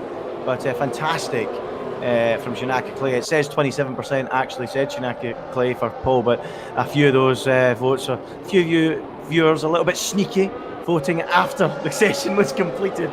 But at the end of the session, only 1 in 5, 20% of the voters thought Shanaka Clay would have got the pole position. So, you know, a little bit of a surprise, I guess. The overwhelming favourite for pole was Jarno Uppbeat, but it wasn't to be, and Shanaka Clay does the job, and a fine effort from him. But he's got two very angry Mercedes drivers behind him, and Eduardo Leo and Jarno Uppbeat. Will he be able to fend them off? It remains to be seen. But Jake Benham in behind that as well in 4th place. A bit like Shanaka Clay, he went about his business quite quietly during qualifying and made his way up towards the front. So let's see how it goes. And John Evans coming from the back of the grid as well, George. Plenty of stories ahead of this race here in Portugal tonight. Yeah, we could be seeing quite a fairy tale finale, certainly here at this race in Portimão. But look at this, look at the tyre split we have here. 5 cars on softs, the rest of them, all 15 on medium. Certainly that's a 75% to 25% split, ladies and gentlemen. Incredible indeed. We're going to be seeing some very varied strategy attempts, certainly in this race. Jarno Uppbeat probably would have preferred to hold on to pole position. Certainly starting on softs, does not want to be left in behind. He's going to need a huge launch off the start-finish line. So is Jake Benham as well. Interesting to see those two queued up together. I'm gonna now leave predictions in the live chat, folks. We want to hear from you. Who is winning this Algarve Grand Prix? I'm going to throw it to you now, Andy, for your final word before the start of this race. What are your thoughts? Who's going to win this race? I'm going to throw a curveball. I'm going to go Eduardo Leo. I think Eduardo Leo is going to get the victory today. I'm not too sure what the best strategy is. Is it softs? Is it mediums? Jarno Uppbeat made his intentions very clear. In Q1 putting the medium tires on, so he knew that he didn't think that was the way to go, but I think the mediums might work. So I'm going Eduardo Leo. It's going to be interesting off the line. It's a long run into turn 1. Can Uppbeat and Benham get the jump on those soft tires with more grip off the line and get ahead of Clay and Leo? That could be key to their race. It certainly could be. Leo. Absolutely. Well, Leo is the choice for Andy, and we want to hear from you, folks. Please hammer the live chat as we get ready for the start of this exceptional Algarve Grand Prix. Tata Yo-Yo saying, go Simon Perigny. Please hammer your comments, folks, as we get ready for the start of this race. It's going to be sensational. Please leave a like and subscribe in the live chat. First light, second light, third light, fourth light, the 5th light. And it's pedal to the metal. Go, go, go, go, go, go, go. Shanaka Clay getting away well. But Eduardo Leo had the jump upon him by Jarno Uppbeat, who immediately dashes down the inside of turn 1. Open that from the Flying Dutchman. Immediately, I said he needed a good start off the line. He took it literally. Jake Benham, a huge launch as well. He moves up into P3. A great start there by the McLaren. Eduardo Leo down into 4th place. Shanaka Clay squealing all over the rear of Jarno Uppbeat. Luke Smith down the inside now. Dylan Warren and Tora Vip as he now power out, fed with the throttle. They go in 2s. There's been an instant to the back here. Lasse Silverim has spun, and Tora Vip leading the way. Jarno Uppbeat, the Flying Dutchman, he leads this Algarve Grand Prix. Yeah, brilliant start from Uppbeat, George. We touched on it just before the start. Long run down to turn 1, using the extra grip given from those soft tires to get the move done and into the lead. Now it's absolutely crucial for Jake Benham to clear the slower tyre on Shanaka Clay if he wants to keep with Jarno Uppbeat this afternoon. That is going to be key to his race, and he will need to pass him almost immediately. Yeah, John Evans immediately up into 14th spot. He's making the moves. He's getting them done. Ulas Azildrim now at the back of the field, folks, as we're now looking at them rounding turn 15. You can see the delta gap's minimal right now. Yari Fitz fighting it out with Thomas Harvey, and he certainly does get the upper hand on the Red Bull as well. Lenny Papinta in behind him. We've got some movements going on further up as well. Luke Smith looking to try and take Eduardo Leo into turn 1 now. They go so close together, heading around turn 2. The Haas, is he going to get on top? He certainly is around turn 3, but the question is, can Eduardo Leo hang around the outside? Not this time, says Luke Smith, and he holds on to P4. Excellent racing between the pair there. Great advert for WOR. Awesome stuff. Luke Smith down the inside, showing how good this Portimão track is for racing. Gets it done on Leo, and now we can go chasing after the All-Star Jake Benham. But already, as we touched on, Opmeer over a second clear of Shanaka Clay. Benham all over the back of him. Needs to pass him at the end of this lap, or Opmeer will be gone, George. Yeah, certainly a great advantage for those starting on the softs, because as you can imagine, many of these are going to be slower on mediums, not to mention getting into fights. So the fact that Jarno was able to immediately find the clean air, that's going to give him a huge opportunity. Tom Martinez with a little bit of a moment, heading up now out of turn 12, out of turn 11 as well, heading around turn 13, and is now going to make his way around the Sagre bend now into the Gulp corner. In behind him you can see there Ruben Pedreño as well. The gap between Opmeer and Clay now exists at 1.4 seconds, an almighty gap, but you can see him behind now John Evans, who's looking to make an almighty climb. He's also on the move. In behind him though, Simon Perigny joining in for the fun as they make their way down the stretch. We run on board with John Evans. He makes his way down towards turn 1 alongside Samuel Bean. Potential opening of the door for Perigny, who joins him and moves up a spot ahead of Samuel Bean. He moves up to 14th spot. In behind, Antoine Desalewski fighting now with Samuel Bean. Yeah, awesome racing going on further down the field.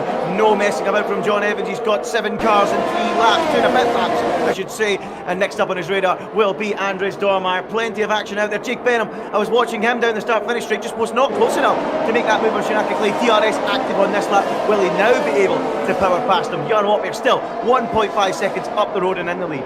Yeah, going wide there, Samuel Bean allowing Ulas Azildrim to move back up into 17th position. So Azildrim now is on the grind. He's looking to try and fight back the positions that he lost. He's got a lot of work to do, that's for sure. The DRS train will certainly come into effect now. We're on lap 3 of 33, folks. An almighty 30 laps remain in this Algarve Grand Prix. Luke Smith is still up there for dancing as well. 4th position in behind Jake Benham. 4/10 of a second the difference between the pair. Jake Benham in 3rd place, 6/10 back from Shanaka Clay, who is crucially outside the DRS window. Between him and Jarno Opmeer, the Flying Dutchman, having a superb start indeed. Luke Smith now with DRS, heads down into turn 1. Jake Benham can't get close enough to Shanaka Clay, who marshals him well. It's going to be frustrating as we lose Samuel Bean, crucially, in this early part of the race.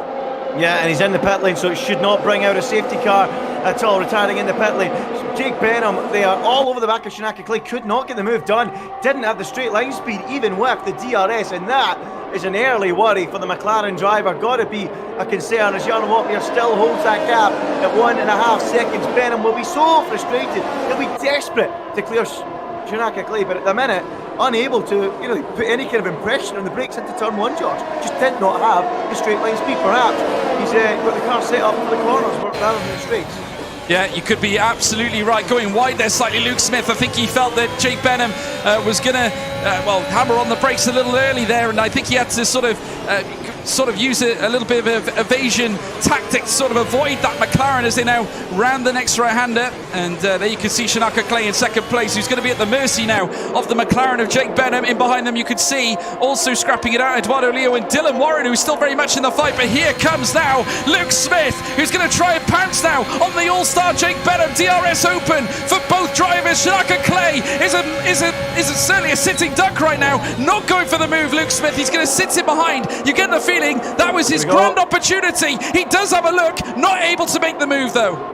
Yeah, he's looking very racy, Luke Smith. Certainly the quickest of this trio, no doubt about that. Jake Benham not getting a move on, and Luke Smith's trying to give him the hurry up. Luke Smith might even have a look up the inside into turn 5, thinks better of it, and they all stay stuck behind Shanaka Clay. Somehow Opmeer only 1.6 ahead. It looks like he's just managing the gap in front at the minute, but Luke Smith really looking strong in the early exchanges. Jake Benham not looking particularly quick against Luke Smith, and the only thing keeping him ahead of Luke at the minute is the DRS he has to Shinaka Clay in front. Luke Smith clearly has low straight line speed. Yeah, he does. He has a lot of straight line speed. And you can see, because I think the aero, he's a bit vulnerable when it comes to the corners. You see the rear end going a little bit here and there. So he's going to have to be very cautious of that as they come around the next left-hander, heading out into the Sagre bend now at the next right. This, of course, being turn 14, heading down into turn 15. And he'll have another chance, I'm sure. A man, though, that's going to be in a little bit of trouble could be Shinaka Clay, because he saw the speed off Jake Benham's car. He's a little bit closer now, so will have a chance potentially to make a move. But another man who's going to look to get going is Luke Smith, utilising the straight line speed. It does favour that kind of a setup. Jake Benham now potentially looking for that second place. Can't find it, crucially enough, and has to stay in behind. But Ulas Zildren with the fastest lap of the race on medium tyres. At 118, here comes Luke Smith. Yeah, a bit wide there, Jake Benham. He was out of shape, but it should give him a decent exit despite that. But now Luke Smith is all over the back of him, and Jake Benham feels the need to defend going into turn 5. He defends the inside. Luke Smith going to try and go right round the outside of the All-Star. Can't quite do it, and Benham holds him off. And that was a little mistake there, moving in from the youngster. He went a little bit wide in 3, and Luke Smith sensed a chance through 4 and into 5, but he couldn't quite make it work, and he stays where he is. Now Uppbeat up to 2 seconds clear now of this group. They really need to get past Shinaka Clay. Yeah, 1.8 the gap now. It's come back in slightly, but Shinaka Clay flirting with that delta just a little bit, and he's holding up the pack in behind. Jake Benham does not want to be stuck behind Shinaka Clay for all too long, and neither does Luke Smith. They need to get closer because the strategy's working against them right now. Certainly the longer that Clay stays out, the better it works for him. He's holding up the pack. Certainly Benham needs to get him dispatched ASAP, but Shinaka Clay finding enough in the corners, in the middle sector, to keep the All-Star in behind, as well as Luke Smith as well, who is now going to try and surely attack now on Jake Benham. As they head down the stretch, you can see the straight line speed on this Haas. He has got a little bit more than the others. Dylan Warren now fancies a go potentially at Eduardo Leo. He's having a great race so far, Andy. Sitting pretty in P6, has a little nose at Eduardo Leo, heading around turn 3. This has been a great visit, certainly, from Dylan Warren here tonight. Yeah, it's been fantastic to see him up towards the front of the field. Here comes Luke Smith again, though. Is he going to be close enough to have a move on Jake Benham again? No, not quite. Oh, so close down there. Just by the way, I don't want to touch on why Luke Smith might be so quick in the streets, because he's draining the battery, George. He's down at 13% already, so it's not great management of the battery from Luke Smith, but it's an idea. It gives you an idea of just how crucial he thinks it is to get ahead of not just Jake Benham, but crucially Shinaka Clay. But so far, all that training of the battery has got him nowhere, and he stays in 4th place. And if he carries on like this, he'll end up being vulnerable to cars behind. You certainly will, and crucially enough, a couple of laps ago, we lost Lenny Papinta as well as 3 DNFs in this early first 10 laps of this Grand Prix. So incredible stuff indeed. We're down to 17. And there we can see Luke Smith now once again just tailing off slightly against Jake Benham. And you can see that's maybe the setup working against him, but we'll have to wait and see. Certainly the battery now, as Andy quite rightly said, well and truly drained. Jake Benham conserving his well, but now we can see Luke Smith still getting closer and trying to close on that rear wing of that McLaren. Once again, Shinaka Clay, I think he's doing enough in that middle sector, Andy. I think that is the crux of the issue for Jake Benham. He can't find any pace on Clay in that sector 2, and that's cost him heading into sector 3. He can gain it back a little bit down the straight, but by the time he reaches turn 1, he is still considerably far back. It's a very strange one, Josh, because Luke Smith is climbing all over the back of Jake on the same tyres. It's strange that Jake Benham isn't climbing all over the back of Shinaka Clay on better tyres and quicker tyres. So it's very strange, very strange. I can't help but feel if it was Luke Smith in Jake Benham's position, he'd be past Shinaka Clay and up the road by now. But it is what it is, and he just can't get through, and he's not really making any impression on him whatsoever, Jake Benham. And you're right, George, he cannot get anywhere near close enough to making that move. Perhaps he should maybe drain the battery a little bit more, but then I guess if he does that, you'll feel that Shinaka Clay might just come straight back at them down the straight.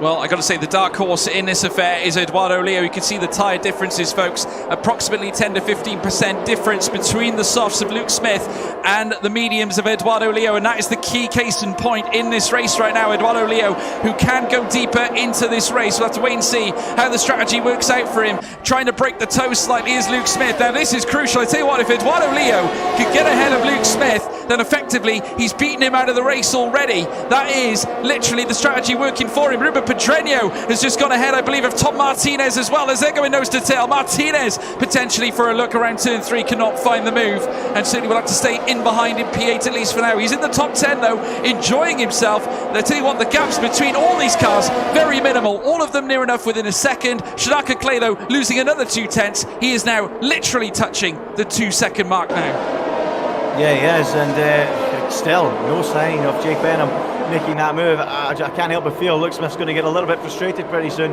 and just send it up the inside into maybe turn 5, because he just looked on the pace this weekend. He's looked like all the way since the start of qualifying. He'll be disappointed with that Q3 effort, the 15.6, because if you remember back, George, he smashed them all with a 15.8 at the start of Q1, and to only find a 10th and a half by the time we got to Q3 would have really disappointed him. But he's showing that it was no fluke in qualifying. He is quick, and he's all over the back of Jake Benham once again. He's saved the battery up a little bit now, up to around 30%, and I think he's going to get a little bit impatient pretty soon. Jake Benham now 8 tenths off the back of Shanaka Clay. He will get the DRS, but he won't get as good a slipstream, and is this as good a chance that Luke Smith's had in the race so far? And he's gaining and gaining and gaining. He won't be close enough into turn 1, but can he maybe try and set a move up into turn 5 as they make their way through 1 and 2. Luke Smith getting a little bit out of shape as he attacked that first corner.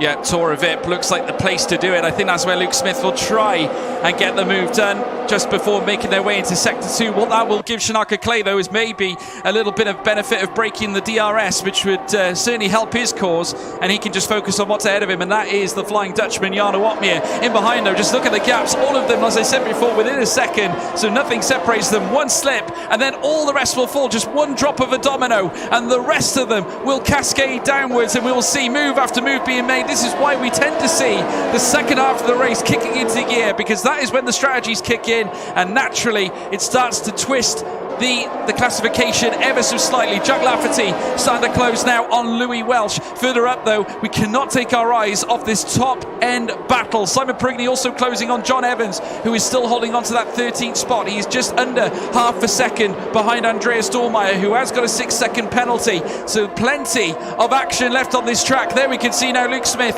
coming around the final corner. Eduardo Leo, crucially enough though, Andy, closer to Luke Smith than what Luke Smith is to Jake Benham. Big chance now for the Mercedes as Eduardo Leo now looks for the outside line heading into turn 1. Can't get it done heading around turn 2 as they come through now towards turn 3. Will he go for the send? Not this time. Eduardo Leo left frustrated, but he looked like a sitting duck there, Luke Smith.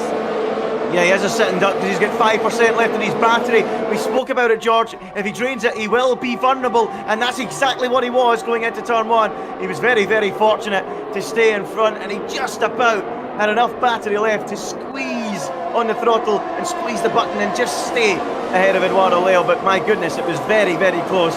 He'll need to save that battery for a couple of laps and just stay close to the back of Jake Benham to prevent Eduardo Leo getting a run, because on the medium tyre that would not be good for Luke Smith. But even still, looks like Shanaka Clay has rode out the storm, George, and I think the medium tyre is the quicker one to be on now. Only 1.6 between he and Jarno Opmeer. Make that 1.5. He's bringing the gap down. Jake Benham almost a second back now, and that will please Luke Smith and Eduardo Leo, because it will give them a chance to attack Jake Benham. It certainly will. Eduardo Leo now might fancy his chances here, heading down through turn 15. We just witnessed a little scrap between Jack Lafferty and Louis Welch as well as they make their way down the home paddock straight now. Still on top as Jarno Opmeer has boxed. Jarno Opmeer in the pit lane. Here comes the other Mercedes of Eduardo Leo. The switch back here from the Mercedes down the inside. Oh my word, they pushed out wide. Almost requisite of Brazil last week when we saw Verstappen and Hamilton collide around turn 4.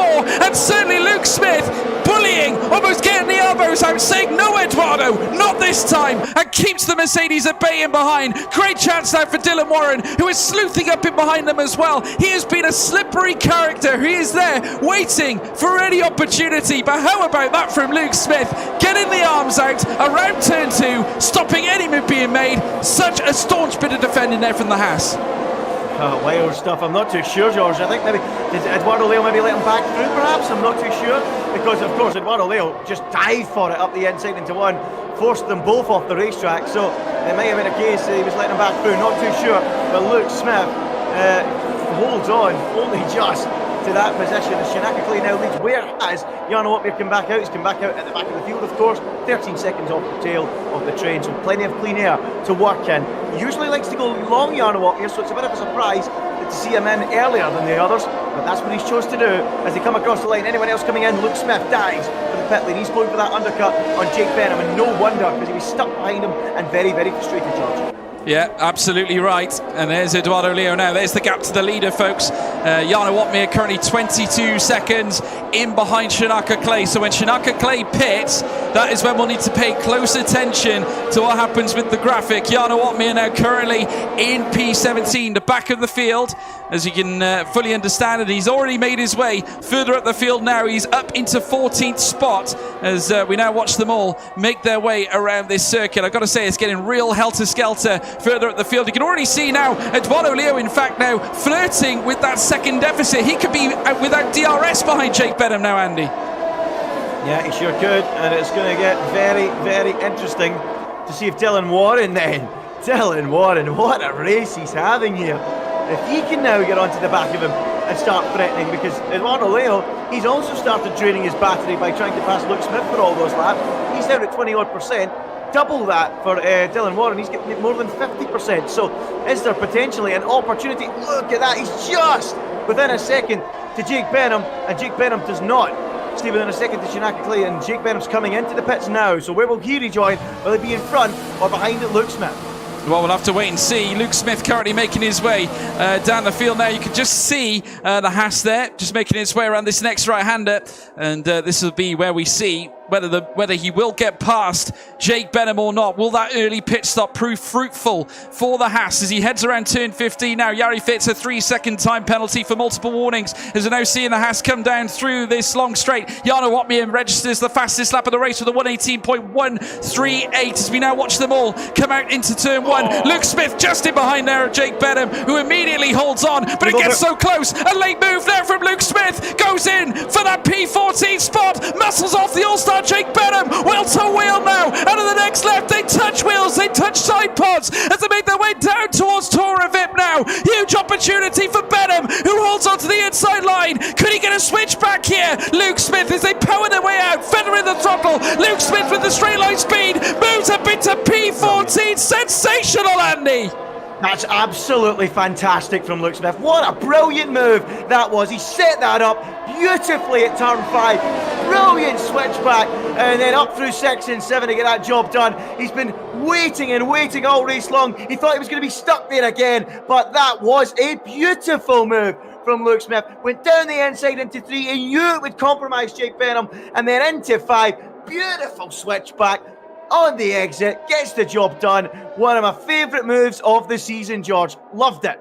Yeah, that's what Portimão can give you, folks. That's what it can give you. But certainly now he's going to be at the mercy of Jake Benham this time with DRS, as we're now looking to ride on board with the McLaren now. And certainly it's payback time for Jake Benham. The All-Star moves alongside. It's so smoothly done. Into turn 1. Benham on top. Moves ahead there of Luke Smith into turn 14. But look at the deficit, Andy. Look at the sheer deficit. Half, or certainly 5 seconds. The gap, 4.5 to 5 seconds between Jake Benham and Jarno Wotmere. Jarno Wotmere is letting them scrap. He's happy that they're scrapping. It gives him a little bit more clean air. And there you can see him in the shot. He's already gone. The Flying Dutchman is on an absolute crusade right now. Yeah, and Shanaka Clay, Eduardo Leo and Dylan Warren that'll be music to their ears if they continue to battle like that. But how demoralising will that be for Luke Smith? He just pulled off a stunning move. And Jake Benham just passes them immediately straight back through, and that's what happens when you drain your battery too quickly. And yeah, he was easy meat, easy pickings, and through goes Jake Benham back in front. But yeah, 4.5 seconds behind now. But look at Dylan Warren, George. He is right on the back of Eduardo Leo, and he's going to be making a move soon. The man is absolutely flying. What a race he's having. Certainly is, heading around the next right. They got very, very close, certainly in the middle sector now. They are currently in the middle sector, shall I say, as they make their way down towards Tora Vip. And once again, you'll look to close. Jake Benham now registers the fastest lap of the race, so 117.899 for the McLaren. as they head around tour a bit now. There you can see Eduardo Leo just holding on for all he can. Dylan Warren in behind, having a very good race so far. Still got plenty of battery left in the car as they head around the next right again, and Eduardo Leo has got to defend against the relentless force of this Ferrari man. The surprise package, Dylan Warren, who we haven't seen up at the top end for such a long time, but what a return here to WOR action for him after a lengthy break that we have had in this championship. He has come here today full of venom, full of purpose. He wants to bring a big result for Ferrari. Louis Welch currently sitting in P5 as well. Could be a great day for the Ferrari team as a constructor as they head around now the final couple of bends. You can see there now Dylan Warren hightailing down towards turn 15. The Mercedes of Eduardo Leo. How often have they seen a Ferrari in behind them? It has been a long time, I have to say, but what I will say is this. Dylan Warren getting closer now with DRS opened up. Can he go for the move into turn 1? And just enough delta gap for Eduardo Leo. He can hold by the Ferrari. Oh, blimey! He squeezed on the sausage curb, and certainly Dylan Warren might have saw his chance there. Eduardo Leo very close to losing it. He hit the sausage curb, Andy. He had to rescue it. John Evans diving up the inside at turn 3 on Andres Dorman and making it work side by side, George. John Evans and Andres Dorman, it looks like he's got the move done. Elbows out from Evans, and he's through and up into 7th place. Great racing there into turn 3. Gets the move done and moves up into 7th. Yeah, great move for John Evans. He's on a charge. He needs to try and recoup something. He's got to go long on his stint, I think. He can't afford to drop it short, and he's making his way around the next right now. Needs to utilise some of the pace. I have to say, he is known to be better in race trim than he is in quali trim. We'll have to wait and see whether he does adopt that sense of purpose in this race here today. P7 is where he lies right now, and 6 tenths of a second back from Jack Lafferty in the AlphaTauri car. Of course, sister to the Red Bull team. Nursing the same engines, Honda engines, of course. Around the next right-hander now. In behind there, you can see Andreas Dormeyer getting ever so close on the rear, but he has got a 6-second time penalty. Simon Perigny in behind too. The big thing to look at, Andy, is Shanaka Clay.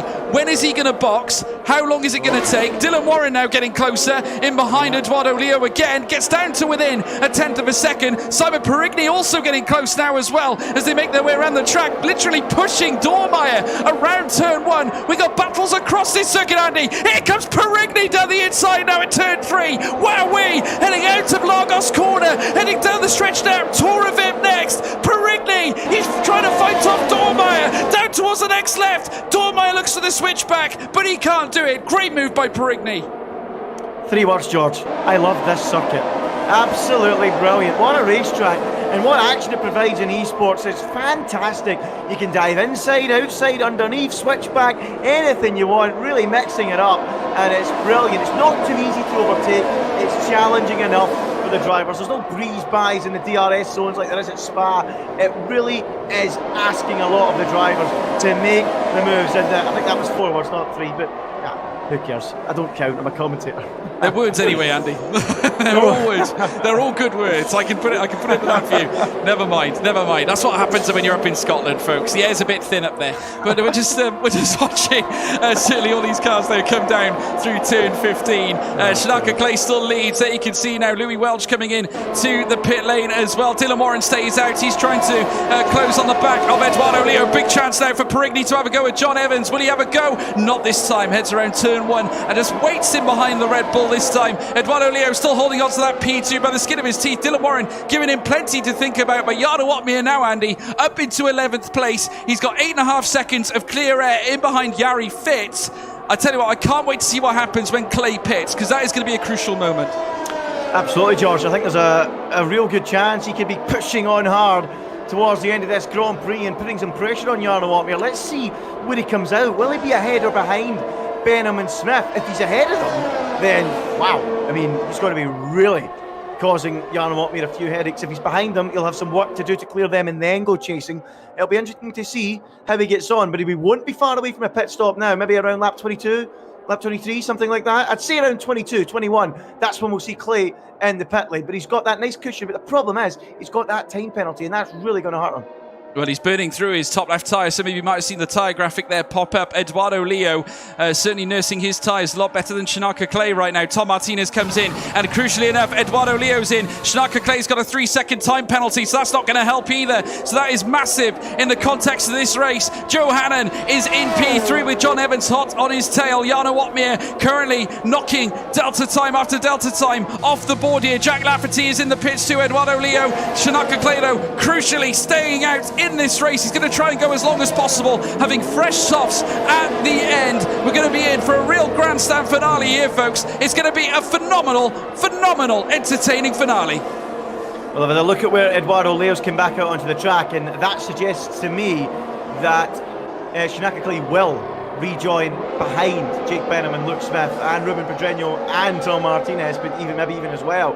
So he's going to have an awful lot of overtaking to do about Shanaka Clay. But we'll see how he gets on. Eduardo Leo, though, he's got a few cars ahead of him as well before he can get anywhere near Jarno Watmere. Let's see how far up the field he can get as well. But that penalty for Shanaka Clay is really going to be a kick in the teeth, George, isn't it? Well, the pit stop is bad enough because, like you say, he's going to be in behind quite a few cars, and then to make, well, certainly add insult to injury, a 3-second time penalty, it's certainly not going to favour him.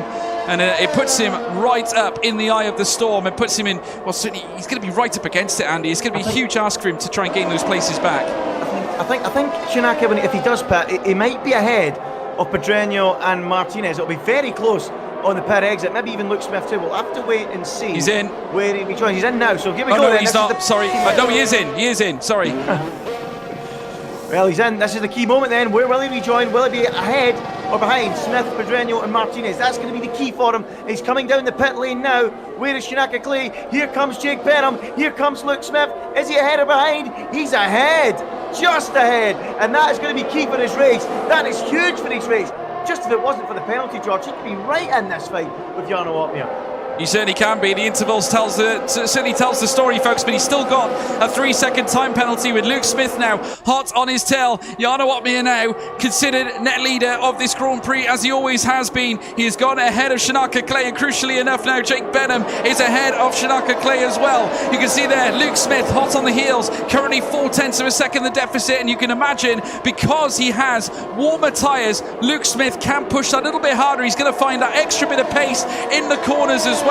Shanaka Clay needs to get his tyres up to temperature very, very quickly, because Luke Smith will have DRS heading down the home straight. This is a very, very crucial moment, a very crucial lap as they head now up towards turn 13 now, heading around the Sagre corner very shortly at turn 14, as now Shanaka Clay rounds that right-hander down through towards 15 now at the Gulp corner. You can see there the Haas now trying to get closer. He's actually gone outwards. He's gone out by 0.3 of a second. So Shanaka Clay looking to try and burn off any Delta time he can, as Jarno Watmere now takes the official lead of this race. Yeah, he sure does. Benham up to second and Shanaka Clay third. But I've just got to say, George, that was absolutely superb from Aston Martin and Shanaka Clay when they timed that pit stop. It's almost as if he's reading the whole race and he knows where everyone is. He pitted on the perfect lap and rejoined right in front of that trio of cars we spoke about. And look, Eduardo Leo, he's still stuck behind them. That just gives you an idea of how important it was to pit when he did. And already Shanaka Clay making impressions on Jake Benham as we see a move. Eduardo Leo, was that?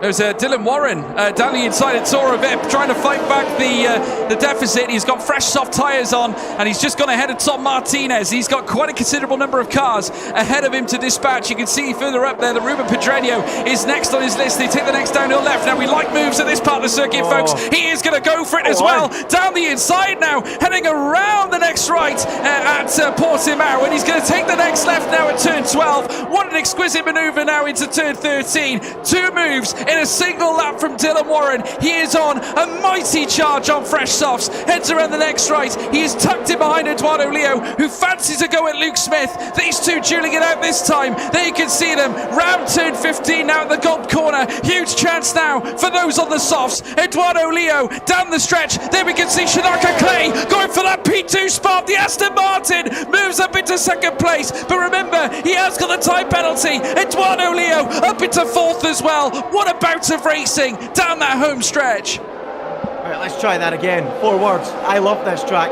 Absolutely brilliant racing, George. All over the place. What a move that was. Up at the top of the hill we've seen earlier on as well from Dylan Warren. Brilliant. I just love seeing overtakes in different parts of the racetrack. Brilliant. And a bit more action Well, speaking of which, Dylan Warren is going for Luke Smith this time. He fancies another move. He likes this corner coming up now very, very shortly. The round in the next right. Yet again, this is a sensational race, folks. I hope you're all enjoying it there at home. They make their way down through towards the next right. Next left, sorry. Dylan Warren now opening up the door. He is going to go for it, trying to box him off Luke Smith, but it's not enough around Portimão. But they are wheel to wheel. A switch back now from Luke Smith.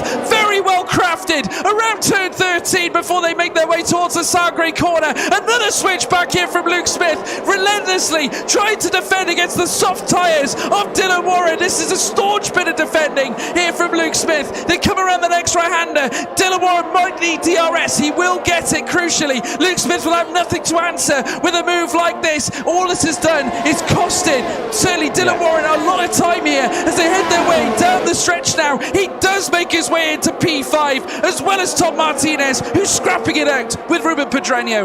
And now he's going to dive up the inside of Luke Smith. Look at Martinez, that was a bit brave, and he goes for a spin. Martinez is round, and he just went for the move there. Perhaps he should have waited, and he drops all the way down to 10th position. And the chance is gone for him. He was having such a good race, and he goes for a spin and drops down the order. Wow, what a race though, and what a battle that was between those two. Brilliant stuff. What a moment indeed. Luke Smith now licking his wounds after that move from Dylan Warren that saw him lose that P5 position, but crucially in the fight now, and this could be a big moment, certainly here, Andy. Eduardo Leo has broken DRS on Dylan Warren. The gap now at 1.3 seconds. That is not going to help the Ferrari of Dylan Warren. He's got all the ammunition in the world, but he's got nowhere to go with it. He is stuck in the middle of basically the middle of nowhere. He's in no man's land right now. Right now, he has gone clear slightly of Luke Smith, who's actually brought the deficit back down. I tell you what, this story might not be over just yet. Luke Smith will find his medium tyres coming back into effect in another couple of laps' time when Dylan Warren starts to feel the squeeze on his softs as they make their way down towards turn 1 now. I get the feeling that we haven't seen the last of this. No, we haven't at all, but well, this has just been a brilliant race, and we've got more action again further down the order, George. I can't quite pick it up at the minute, can you? Oh, well, John Evans has actually just made his way up into P10. He's having an absolutely phenomenal race. He's now up into 10th spot off the back of the grid, folks. This is an almighty charge here from the Red Bull. No penalties against his name, and he's got Louis Welsh up next as well. And John Evans, because he has not got a penalty, he could really benefit off the back of all these other penalties that are being cooped up right now. What a sensational drive. And I will say this as well, Eduardo Leo starting to move now on Jake Benham. We could be seeing a huge scrap between these two. Yeah, we could, and Dylan Warren would really like them to battle for a couple of laps so he can get back within range. That battle with Luke Smith really hampered him, didn't it? So let's wait and see if Leo can get the job done pretty easily, because there's a potential podium on here for the likes of Leo and maybe even Dylan Warren as well, if they can stay within range of Shinaka Clay, but that looks a little bit unlikely at the minute. But wow, there's a real opportunity for a great result. Certainly is. Eduardo Leo fancies his chances again. He's going to have DRS this time on Jake Benham. This is for a podium, folks, now. There we see him move his way in behind the rear wing of Jake Benham. This lovely helicopter view, and it's oh so easy for Eduardo Leo. He's up into 3rd place, and that will not hamper too much the delta between him and Dylan Warren as well. Dylan Warren would have wanted the scrap, but nothing could be done about it. Jake Benham had no answer for that Mercedes there at that point in time, and certainly now Dylan Warren's got to fight, needs to get closer to Jake Benham. I get the feeling that Benham is suffering on his tyres. Yeah, he really is, and George, I'm kind of stuck on John Evans at the minute. I can't change to another car, so I'll leave it to you at the minute. Don't know what's up with my game, but it's all happening here. Incredible stuff indeed. John Evans, who after a mighty effort from the back of the field now into P10, a massive 10 places gained from where he started at the back of the grid. Eduardo Leo on a mighty charge as well, now up into P3. A great day for Mercedes with Jarno Opmeer in 1st place, Shinaka Clay in 2nd. It's a who's who of F1 esports in the top 2 at the moment, folks. Of course, if Eduardo Leo can bring the deficit inwards to within 3 seconds, he will claim a P2 spot. So this is a huge race in prospect for Eduardo Leo. Jake Benham in behind as well, still remaining in DRS. Crucially enough, Dylan Warren has broken the DRS on Jake Benham as well. on his soft tyres, utilising them to their full advantage as he makes his way down the stretch. There we're right on board now with Dylan Warren heading down towards turn 1. You can see him reeling in that McLaren. How many times we see McLaren and Ferrari going at it in the past, folks. Sensational indeed as they now round turn 3 now. Eduardo Leo with a couple of friends for company now. Jake Benham well and truly up there. I tell you what,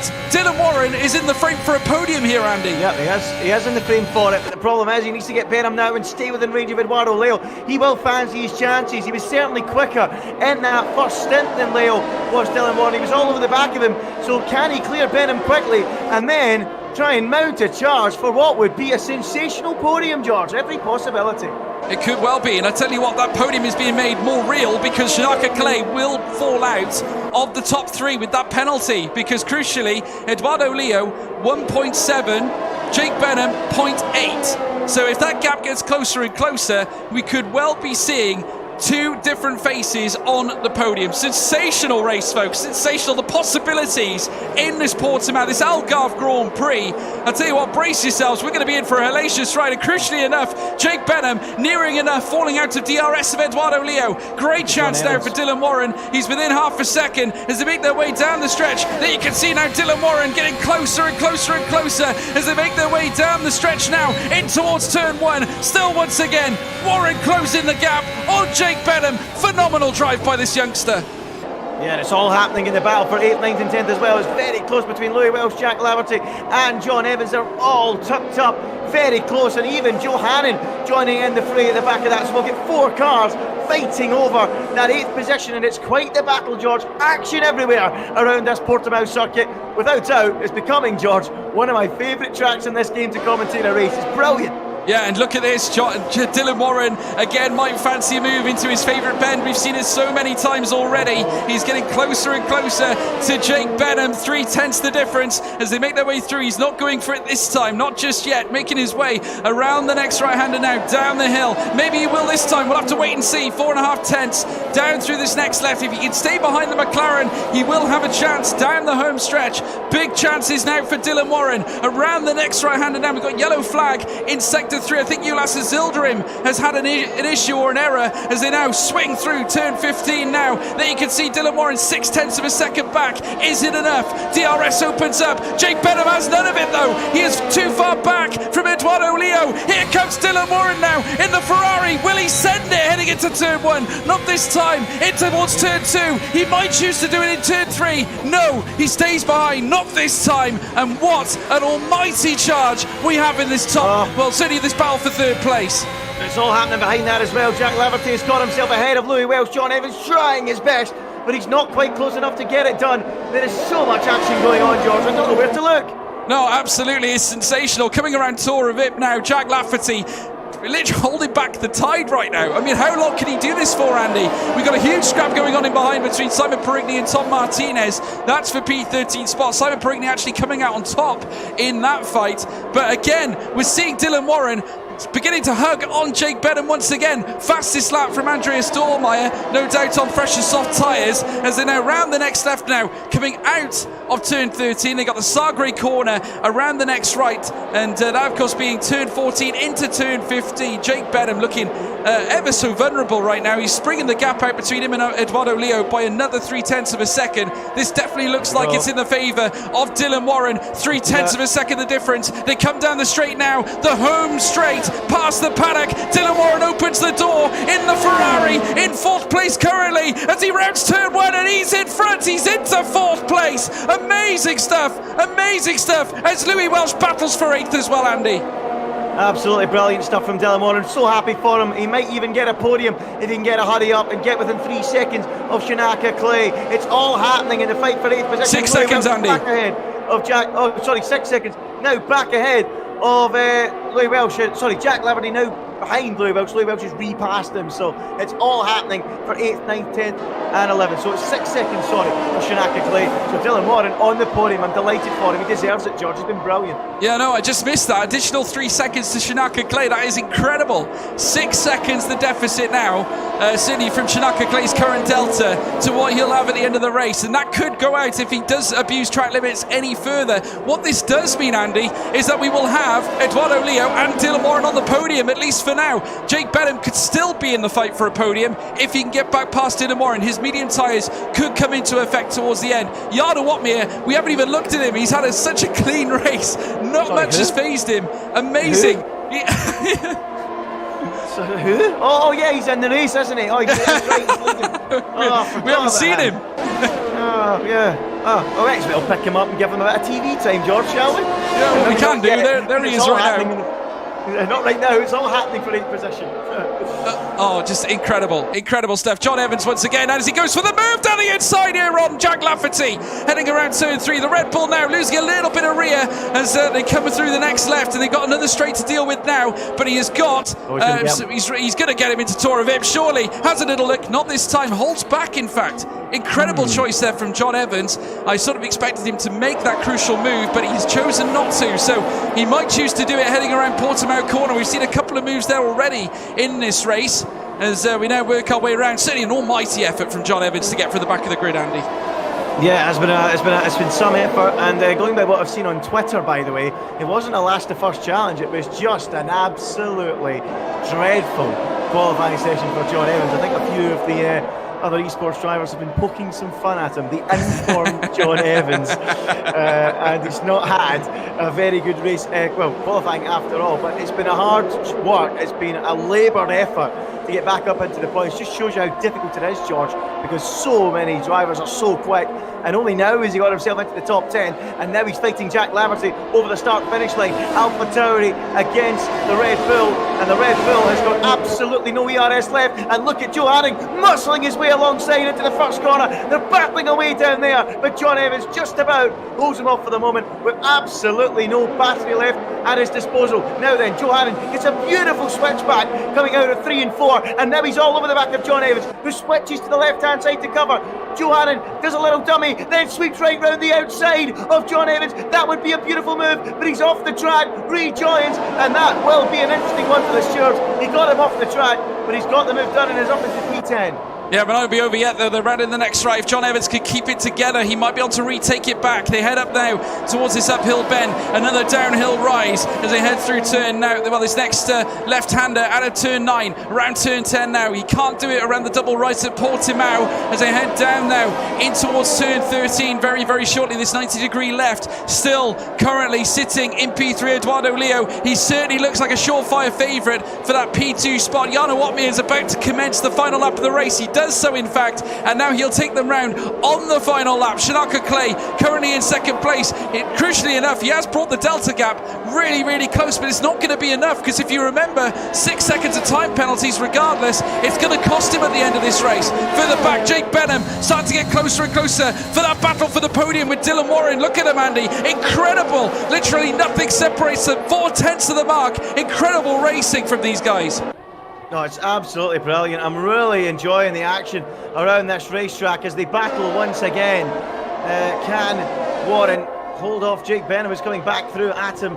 And meanwhile, down in the battle for 7th, 8th, 9th and 10th, Ruben Pedreño has been reeled in on his medium tyres. I tell you what, George, he's going to be under threat on this final lap to stay where he is. I know there's a lot of penalties at play, but he's got quite a train of drivers on softs behind him as Opmeer is flying out front and looking good for this victory. He certainly is, heading up now towards turn 13, and he's going to take the Sagre corner. What can we say about this man? We've run out of metaphors. We've run out of certainly words to describe how brilliant he is on the F1 2021 game. He did it on last year's game. He's won championships. He is the current F1 esports world champion. He's going to cross the line here in Portugal and win the Algarve Grand Prix here at WOR. What a sensational result by the Flying Dutchman. Eduardo Leo up into P2.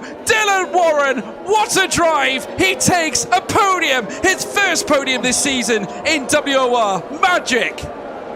What a crazy finish, George, behind that on the road between Jack, Joe and John. A 10th between each of them across the line. It was absolutely wild, that final lap outside of the top 5 or 6 places. It was nuts, but well done to Jarno Opmeer.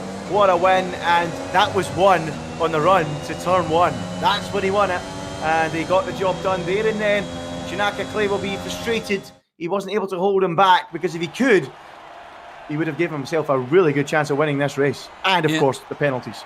A familiar sight, Andy, on the podium. 2 Mercedes up on the top steps. Eduardo Leo, what a drive from that man as well. Took full advantage of Shanaka Clay's penalty situation. 6 seconds that Shanaka Clay certainly accrued in that race. But Eduardo Leo, he pounced when it mattered and certainly got himself a second place as well. But take a bow, Dylan Warren, a man who has been fighting in league racing for such a long time, has come back and managed to secure a P3 after starting P5, nigh on a perfect race. Definitely got my vote for driver of the day without a shadow of a doubt. Jake Benham in 4th as well with Shanaka Clay 5th. Luke Smith in 6th place with Jack Lafferty in 7th. Johan in 8th. John Evans in 9th. Antoine Desalewski in 10th with Ruben Pedreño in 11th. Simon Perigny in 12th. Tom Martinez 13th. Ulas Zildrim in 14th. Louis Welsh down in 15th. Yari Fitz 16th. And of course, Dormeyer in 17th. We lost Lenny Papinta, Samuel Bean, and Thomas Harvey. And that is all she wrote, folks. But Andy,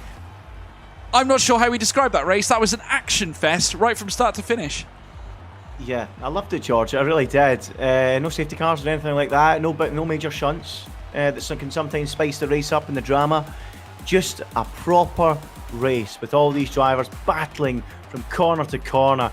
A real sight. What we love to see. You know, sometimes I'm a bit critical of the racing on the Formula 1 game, especially in the esports scene, because it can be a bit tactical with the ERS management and waiting till late in the race and breezing by in the straights. But what that track offered us today was great wheel-to-wheel racing around every corner and every area of the racetrack. Battles everywhere you look, undercuts, cutbacks, switchbacks, down the inside, round the outside. We had everything today. And it was really refreshing and really enjoyable to watch. I loved it, George. And that was without a battle really for the win. And it was still brilliant. Yeah, it was. It was very special. And obviously a big special occasion for Dylan Warren as well to claim his first podium in WOR this season. Of course, he's been so out of luck for such a long time. And I've watched his progress and certainly working hard to try and find his form. But he's come here today and, you know, a lot of the times when you've seen him compete, he hasn't had the rub of the green. But tonight, I think not only did he have the rub of the green, but he also performed impeccably. I mean, that is not just lady luck. That is also the sign of a good driver. To pull off what he did, he loved those moves around Portimão. We saw a couple of sensational moves. I love it when they take that inside line at heading around turn 10 and 11 at Portimão. It's absolutely brilliant, and it certainly goes to show that you don't just need DRS to make moves count on a racetrack, and that was a clear indicator. It almost harked back to the 90s when we see all sorts of moves being done by that, or the mid 2000s, the mid millennia, where you'd have the likes of Fernando Alonso, the likes of Schumacher, all of them battling it out on track. And that was before the era of DRS, folks. It can be done, I can assure you. But yes, fascinating account. I want to hear your comments for driver of the day as well, folks. Please land them in the live chat. I'm going to go to you now, Andy. Who is your driver of the day? I think we're going to be in agreement with this one, George. Dylan Warren. I think that was a big performance from him today. You know, we spoke about him in qualifying. It was good to see him get out of Q1. It was good to see him get out of Q2 and into Q3. We were a bit surprised by that, but it showed his pace. He was really good. And then to follow that up in the Grand Prix with a win, a podium, is really, really good. I'm really pleased for him, George. And not only that, he pulled off some great moves. As you said, we love seeing a bit of variation in overtakes into 10 and 11, catching a few out by surprise. He was brilliant today, and he's my driver of the day. Special mention for Uppbeat as well. That start won him the race, and he controlled it from then on in. Managed the gap in the first stint, managed the gap in the final stint, and never really looked in any danger at all. So a big mention to him as well. But I'm very pleased for Dylan Warren, and I think you might agree with that one. Yeah. I mean, I have to say that's one of the... We like Cinderella stories in league racing as much as any sport or any e-sport for that matter. And tonight proved that you can have those kinds of stories. Amazing effort, certainly from Dylan Warren, who, like I said, has had to fight against adversity. He hasn't had it all his own way, but he's shown up again here tonight and got himself a podium. He'll be delighted with that, and I bet you he can't wait to put it on Twitter either and show it to all his friends. But what a sensational race. I suppose the big surprise, though, again, Luke Smith. I mean, he looked great, looked promising at the very start, but just seemed to tail off, Andy. I'm not sure whether we could gather what the story was there. Yeah, it's an interesting one. We'll have to find out what went on, because I get that feeling, that vibe with Luke Smith, George. I think the pace is there. I just think he tails off sometimes, and it just disappears, and you wonder, where is it? Where's it gone? Where's it went to? because he's turned up in qualifying and was absolutely flying in Q1 and Q2. I mean, here we were thinking he's going to be challenging for pole position. Q3 was still a good lap, 6th in the grid, 2 tenths down. What was he? 3 tenths down from pole, 2.5 tenths, whatever. But you felt there was more there. You did, because you saw in Q1, he did his 15.8, then a 15.7. You're thinking, right, now step up, give us a 15.3, and it never quite came. And then we were expecting him to the pace in the race, but he had pace, but it wasn't on the level we were expecting. And I think he was a bit disappointed with that he wasn't able to get a podium or something like that, because I think it was there for him today if he performed to the maximum. So disappointing for him, but he's definitely got the pace, George, and there'll be more to come from him. It's just extracting that last little bit for me. Yeah, absolutely. I think tonight might have also, it's going to put Jake Benham closer and closer to the championship. I think obviously with only a few races left, it's becoming almost confirmed, I would say. John Evans has got to put on a mighty stint and needs a little bit of luck to go his way, I think, in order to get back in the frame to win it. Obviously, he's been in such great form in recent weeks, Andy, coming off the back of 2 or 3 podiums, 2 seconds and a victory as well. His first victory of the season, might I add. Today's a bitter blow, I think. And again, it's all about qualifying. He's going to be so disappointed with that effort in Q1, isn't he? Talk, it was. You wouldn't mind me saying this. It was horrendous. It was absolutely horrendous. A terrible Q1 for John Evans, and he'll be really upset with that one, because it's a really good opportunity to continue to build on that form that he's been showing. He was brilliant when he got that result last time out in Mexico, beating Altmaier. But I'm sure he'll bounce back stronger. He'll learn from that, George, and he'll try and just be a little bit more relaxed going into qualifying. The more racing you do, the more league races you do, the more relaxed you become, the more comfortable you feel, and I'm sure he'll get back to his best. But no, it was a terrible Q1 session for John Evans. Just another one actually on Jake Benham. I don't know about you, George, but I feel like his pace is tailing off a little bit. I think he arrived on the scene and was in this explosion of pace, and he's still very quick, but I just think the last couple of races maybe his pace has dipped a little bit. So there's a few drivers now beginning to knock on the door and challenge him. We've seen that today, the likes of Eduardo Leo and Dylan Warren, didn't we? So that's an interesting one to watch. What do you think? Well, do you think that maybe since his move to Veloce, maybe that's painted a target on his back? Do you think that maybe the drivers want to have a go at perhaps knocking him off his perch? Because bear in mind, a lot of these drivers are fighting for future F1 esports spots. I mean, if they can see the likes of Jake Benham up there looking like a future F1 esports star, obviously signed to Veloce now. He's got Challenger Series coming up, I'm sure, very, very soon. There's a massive target on his back. And you've got plenty of these other drivers who are taking part in challenges. They're going to want to give him something to think about, aren't they? And that is what the brilliance of league racing is. It's where you can get some of the spiciest racing, because it's all about making a statement. Yeah, you're absolutely right, George. Maybe that's what it is. Target on his back, drivers working harder to try and close in on him. And to be honest, they are closing in. I really think that. Maybe it's only a couple of races I'm taking a sample of here, but that today showed just how competitive and how much young talent there is coming through in league racing, George. There was so many drivers popping up today and putting on a show. Dylan Warren was brilliant. Luke Smith in spells and qualifying was brilliant. Eduardo Leo looking like the real deal. Really is looking like the real deal. So, yeah, it's exciting times, George. And Challengers is going to be very, very interesting to see who comes out on top, because I don't think it's a foregone conclusion anymore about who wins. No, I think this is probably going to be the tightest challenges, or certainly the challenges that we've seen, I think, ever, in the history. So they've got lots to look forward to. Certainly you guys at home have got a lot to look forward to as well, if you are going to be tuning into challenges as well. I just want to say a big thank you to everyone in the broadcast. We actually hit over 300 viewers here tonight live. Amazing indeed. Give yourselves a huge pat on the back, and we'd like to thank each and every one of you for tuning in. We put in a huge amount of effort. Certainly the team at WOR put in a huge amount of effort into making these races, making this league, making all this happen for you guys at home to tune in every Sunday, and whatever other day or any other day maybe you compete in the league, or maybe you like to tune in and watch. We certainly take pride in all our hard work here at WOR and World Online Racing. We've got many credit to all the guys that pull their socks out and literally do what they can to support this incredible league. And we thank you as well for giving it the respect by tuning in and showing up in your droves, commenting in the live chat, leaving likes, leaving subscribes. It truly does mean a lot. Obviously, if you would please leave a like and subscribe, that would mean a lot. But also at the same time, you can tune in next week because we're off to Imola as well, Andy. Now, that is a huge classic as well, one of my personal favourites. And I know that you like it as well. We could be in for another incredible race here next week. Yeah, I'm looking forward to heading over and getting a couple of pizzas, George. I love the Italian food. Looking forward to it. Should be a cracker at Imola. And yeah, if Portugal's anything to go by, Imola should be another cracker because it's nice to have new tracks on the game. It can get a bit stale, can't it, with racing the same tracks every year.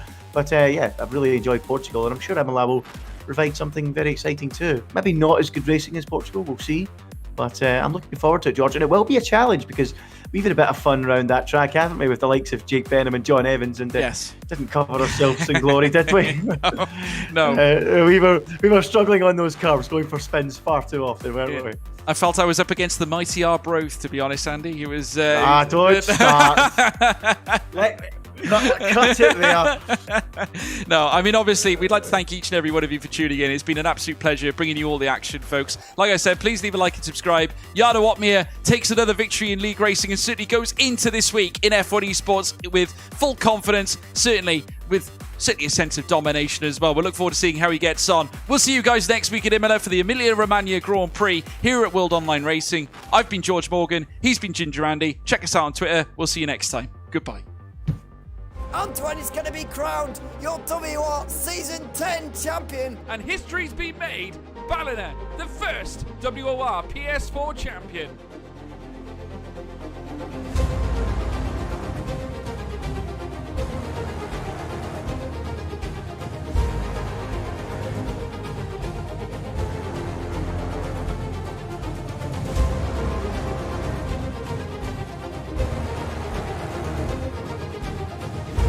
What a championship! What a season!